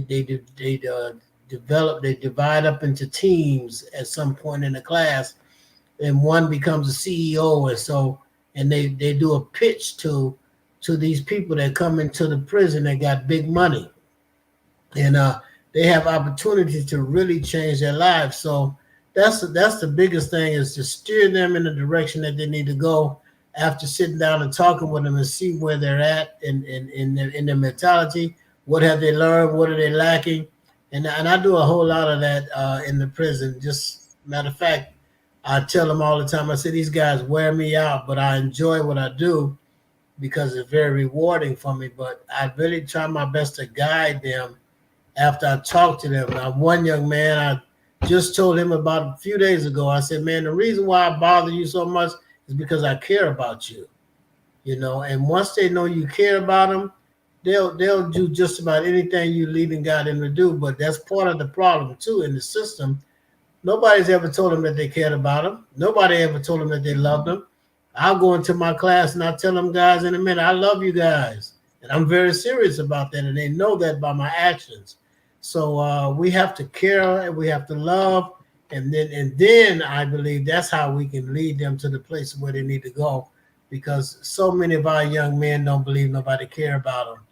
And life has just really shown them that nobody really cares.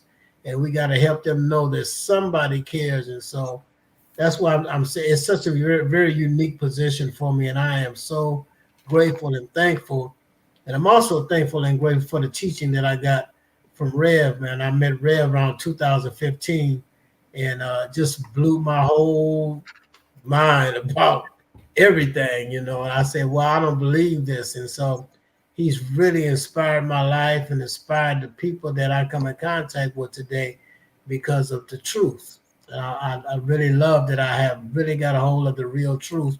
And the only reason why I'm not more involved is because this system, this prison system got me pretty busy and I'm enjoying every bit of it, but I'm helping people and I am bringing the message that I have gotten from Rev to them. Yeah. Thank you, Bishop. And Elder Mike, you are a truck driver, been driving trucks for a long time. And is truck driving considered a vocational type of education? First of all, I say Grand Sheik Shemel and Bishop Kalinga, I couldn't hear them at all. Can I be heard? Yes, sir. You can be heard. I don't know why it's not coming through on my end. I don't know if anybody else can hear them, but I didn't hear a word that they said. But yes, truck driving is a vocational schooling skill, and it is part of being an engineer. We don't, we're not called engineers. I guess if they did, that they would have to pay us more money. No different than a train conductor. So yes, being on the road, it is a skill. It is an education to be educated about the highways, the weather, to be educated about all instruments and mechanical components of your truck, which is different than a car. You need to be knowledgeable on that. How to handle the truck if it skids in wet weather, ice and snow. How to handle your rig in those situations, and always drive defensively. Give way to others, especially you four-wheelers. Got to give way to you guys. So it definitely demands respect. Yes, absolutely. And how important was having that vocational education? How important is it to still have that in the schools? To be able to create your own business, open up your own business, purchasing your own truck, and being able to move goods across the country. You see, and eventually, a group of brothers can go into business together and move goods for your people. You know, up and down the highways, 85, 75, 95, 20, you name it. You know, so yes, that is very important to have that education and to remain in there. And even if you don't, you still got good truck drivers out here that can teach others how to back the truck, how to turn right turns, because that is one of the hardest things to do, is making a right turn in the cities, that you don't run over people with your trailer wheels coming off the curves. So yeah, absolutely. Thank you, Elder. Thank you. I just wanted to, let people know that, that vocational education, these things that are being banned and taken out of our schools, we need to fight for that. We need to see what we can do to change those laws to get them back in. Dr. Varmer, what can we do as a people to ensure our children are getting that Black history, getting to read those books, getting to get that vocational education? Because I know that in public schools it's been taken out, but in private schools it's still in. Right. How come? Because it's private, right? Here's the reality. The charter school system, both in the United Kingdom and many nations, including America, the private school system or the charter school system is a way, and it was Falwell and them who, when the desegregation happened back in the 60s, they immediately, about a week after it was passed, started opening up charter schools, and those charter schools were receiving government funding. We are not doing what the enemy has done. Study your opponent. When you play chess, I don't get mad at you because of the moves you're making. I study the moves you're making to understand why those moves are being made and under which circumstances. If we're playing baseball, basketball, football, any type of team sports, or even tennis, one-on-one, why are you hitting the ball into this corner? Why are you hitting it? We study film, right? And anyone who's ever played high school football, college football, you study film. If you run track, whatever it is, you have to study the rules of engagement, the rules by which you're engaging. So when we talk about what do we need to do to educate our children, well, the last time I checked, the great Jewish people, the Hasidim in Crown Heights in New York, in Bensonhurst in New York, in Williamsburg in New York, the Stamford Hills in London, and in Chicago, Jewtown, right, and many other places. They have their own system. I don't know if social media can bring it up, but they have their own system called yeshiva schools in New York City, yeshiva, Yeshiva, yeshiva schools in New York City, in Chicago. We are the original people of the scriptures. We're the original Muslims, we're the original Moors, we're the original Hebrews, we're the original Christians, hell, we're the original inhabitants of the planet. We're not learning it from them, they learned it from us. We just have to decide to do what is necessary. Simple. We start with a K through third grade. You start with a kindergarten. And that first group of kindergartens, the next year you're K through 1. The next year you're K2, 3. You're kindergarten first and second. The next year, kindergarten first, second, third. The next year, kindergarten first, second, third, fourth. The next year, kindergarten first, second, third, fourth, fifth, and sixth, and seventh, and eighth. And within 12 years, you will be graduating kids that you've had for 13 years since kindergarten. Now you have the minds that are necessary to put into your university. So if you started this year, I'm 50, in 16 years, we would have had the first group of college graduates or university graduates from our school who would have been indoctrinated for 13 years, guaranteeing children who are ready, who are now adults, thinking a certain way. And by the time they finish and are getting married, now their children are going back to the same school. This is how everyone does it that way. No one goes through his system. When the last I went to public school and I went to private school. I was never in school with Hasidim children. I had a few Jewish kids that were there, but that was maybe the Reformed Jews, but the Orthodox Jews, they weren't in school with me. So where are they going to school? Because they become doctors, and they become lawyers, and they become engineers, and they become plumbers, and bakers, and beauticians, and all of the skills, vocational skills, academic skills are still the same thing. But we have to understand something we understood before segregation was Baba Martin Luther King and Coretta Scott King spoke about. He said, I believe I took my people into a burning house because somebody set it up. He was not fighting for civil rights. He was fighting for separate but equal. And they gave him civil rights, which was the destruction of the Black family and Black businesses. So if we want to educate our children, a person listening right now says, well, I can't start my own school, but you can start your own library in your house. You can start a simple little library that every day you take it. You can have a 1-year-old, 2-year-old, 3-year-old, 5-year-old, whatever the age, and every week when you get paid, you buy them a book to add to their library. whether it's Amazon or whatever the case is. Every week, you get your little check and you start that child in library. We got all these man caves. Everybody became a football, savant or a sports savant. We had jerseys hanging off the wall and beer, Budweiser signs, and all this other crap. Now let's get back into libraries.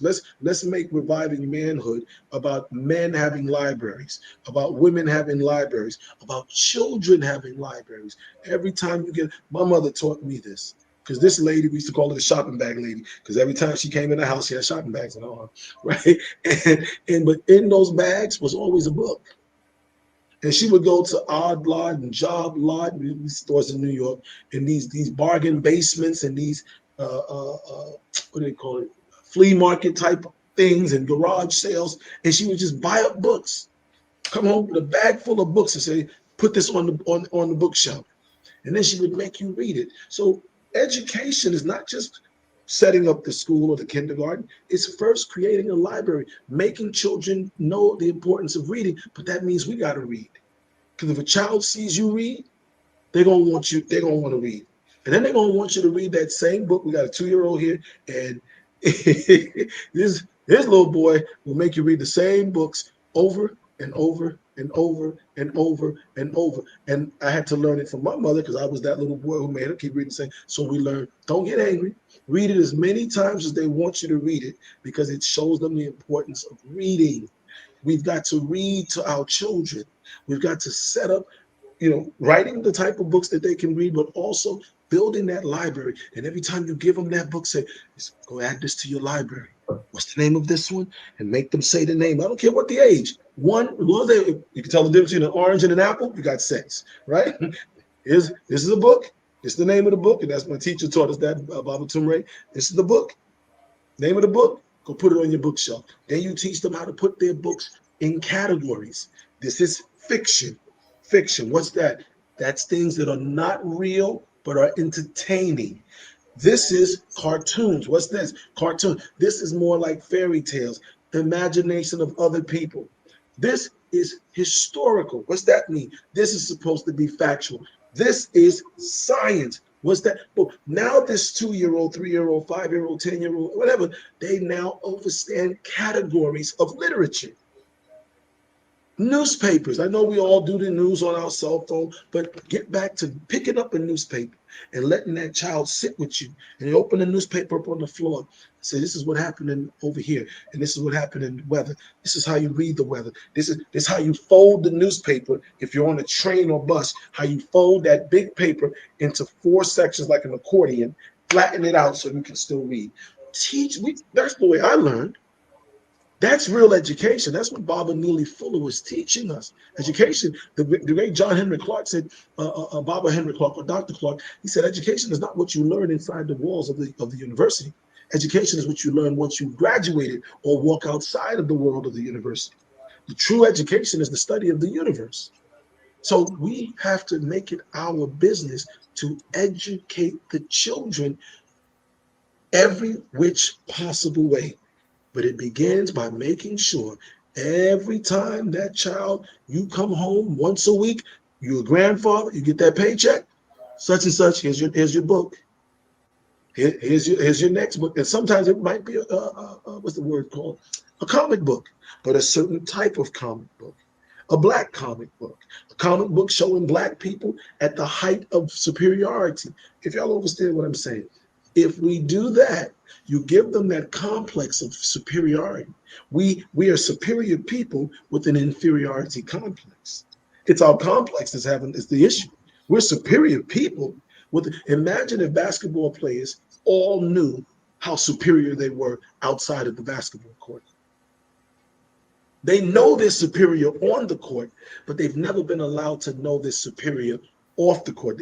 I think earlier tonight, someone was mentioning in the first hour about the idea of shut up and just dribble, shut up and just play. Mm-hmm. See, that's them telling you, you can't be superior out here. Only be superior in there. You follow? So that's how we do it. Make the children fall back in love with reading. Every man, woman, and child should have a library, a book. It starts with just a simple bookshelf. You don't even need a bookshelf. Put a table up to 2 hardback books, put it on that table. Now you got everything in between. It'll stand. Put a ceramic heavy, something heavy on this end, something heavy on that end. Put the books in between. Teach children the importance of literature. And that's where it begins. It begins there. Yes, sir. Thank you, Dr. Varner. Well, we got about 5 to 10 more minutes. I want to just dive into a little bit of the politics of, we spoke about how we talked about housing earlier and Section 8 and welfare. And if we look back in 1965, there was a report called the Manhood Report, and it spoke about how this David Patrick Mahoney wrote a report and gave it to President Lyndon Johnson about, and it was called the Negro Family, the Case for National Action, because they wanted to give Black people welfare. And before that, there was a man in the home. How has welfare, Section 8, and things of that nature, how has that changed the dynamic and the laws that are attached to those things? Because they're telling Black women, you can get this funding, but you can't have a Black man in your home. You can't have the father in your home. As a Black man, how does that affect the family? And how does that affect you as a Black man, not being able to provide for your family and allowing the government to essentially say, we're going to give the woman the money, but you can't be there? We're going to start with Elder Mike. Well, thank you. First of all, yes.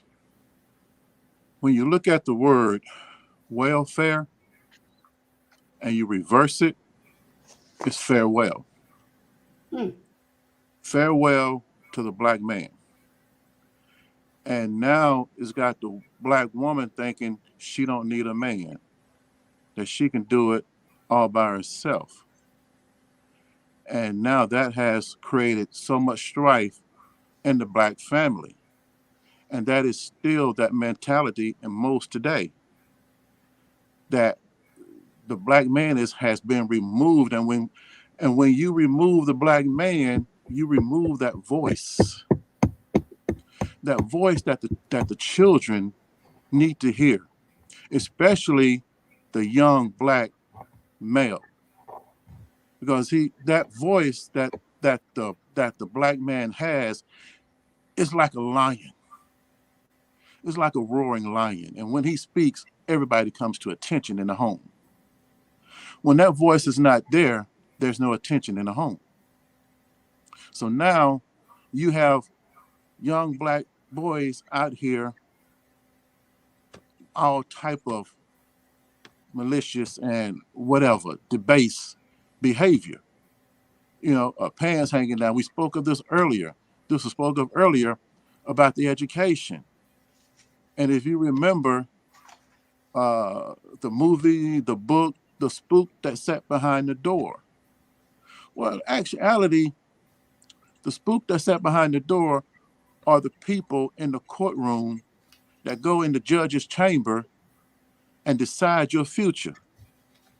And when they come from behind that judge's chamber, it's not good news for you. So welfare has been a detriment to the Black family, no matter how you look at it. And it creates laziness amongst our people, that we won't get out here and create our own businesses, improve our communities, improve our families, improve the family, bring back the Black man within the home. And this is the things that it has created, okay? And it also leads to projects and ghettos and all that, and all sorts, drugs and all sorts, because the Black man is not there, and he's being put out, and I don't need you. Christmas time, he goes to jail trying to get out here and provide and bring presents for the children. And that's Christmas time was when a lot of Black men went to jail the most. because they're out here trying to get presents, and it's just hard. It becomes hard on him. So yeah, there's nothing good about the welfare. There's nothing good about welfare, and I'll leave it at that. All right, thank you, Elder. Well, brothers, we got to wrap this up. And what I'm going to do right now, just give you in one word how, and then I'll let our beloved teacher close us out. But in one word, what should Black men do to improve politics of government? What should you do? Bishop? Be responsible. Brother Clary?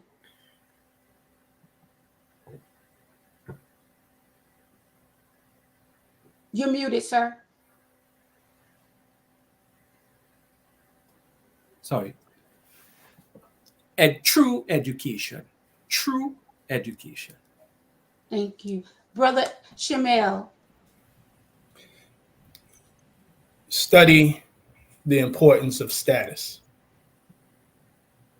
Thank you. And we're going to let our beloved teacher, Dr. Varmer, close us out and wrap us up on politics. What would you like to have, and what's our call to action? I would say get involved. I'm sorry. I would Go say ahead. get Yeah, Elder involved. Mark, Elder Mark, say again, Elder Mike. Involved. Get involved. Get involved. Yes. And I would say, before any closing out, I would say push back against the stereotypes. Right? Stereotypes is what people say about you. And what's bad about a stereotypes is that we accept it. As you asked that last question, I know it's late, but I want to just touch it. Right? As you asked that last question, I was putting up articles. It's not Black people that's on welfare. It's a myth. This is from the Business Insider, August 11th, 2020. Welfare lifts up white middle class and largely excluded Black Americans. The white middle class uses welfare. I know because I was around them for years, coaching their children and dealing with them in the school system. They use the number one users of food stamps and welfare are white people, middle class. The whole scam they had in America a couple of years ago with these rich white women using false information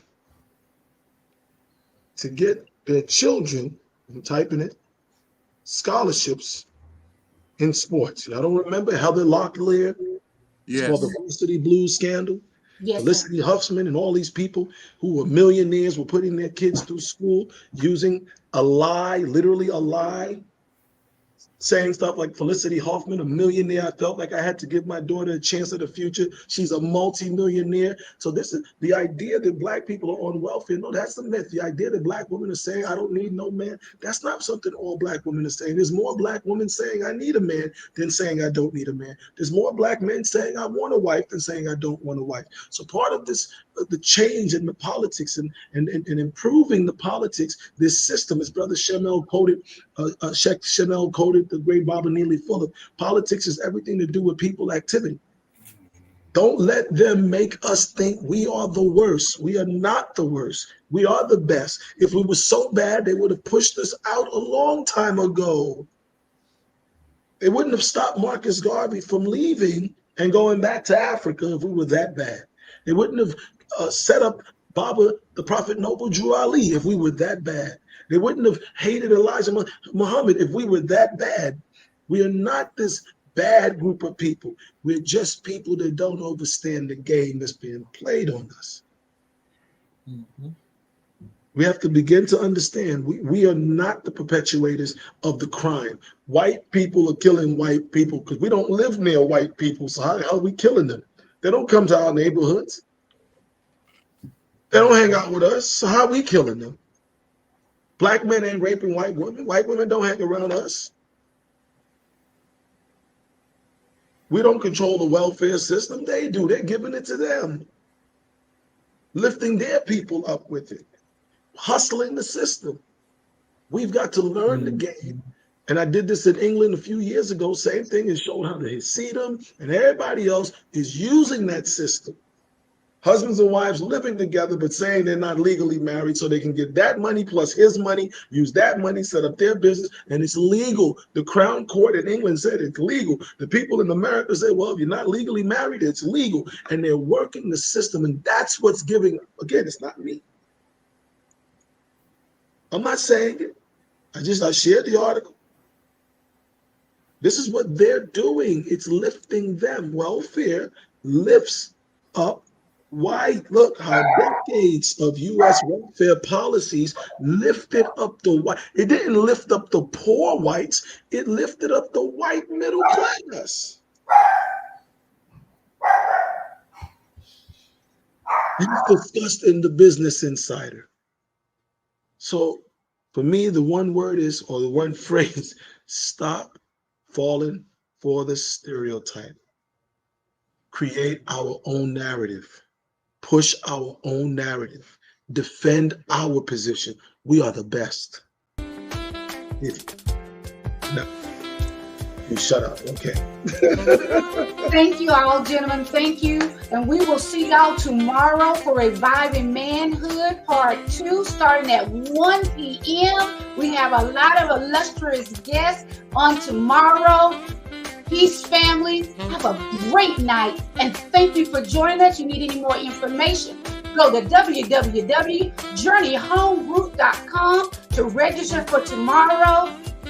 Try righteousness. We'll see you again tomorrow. Namaste.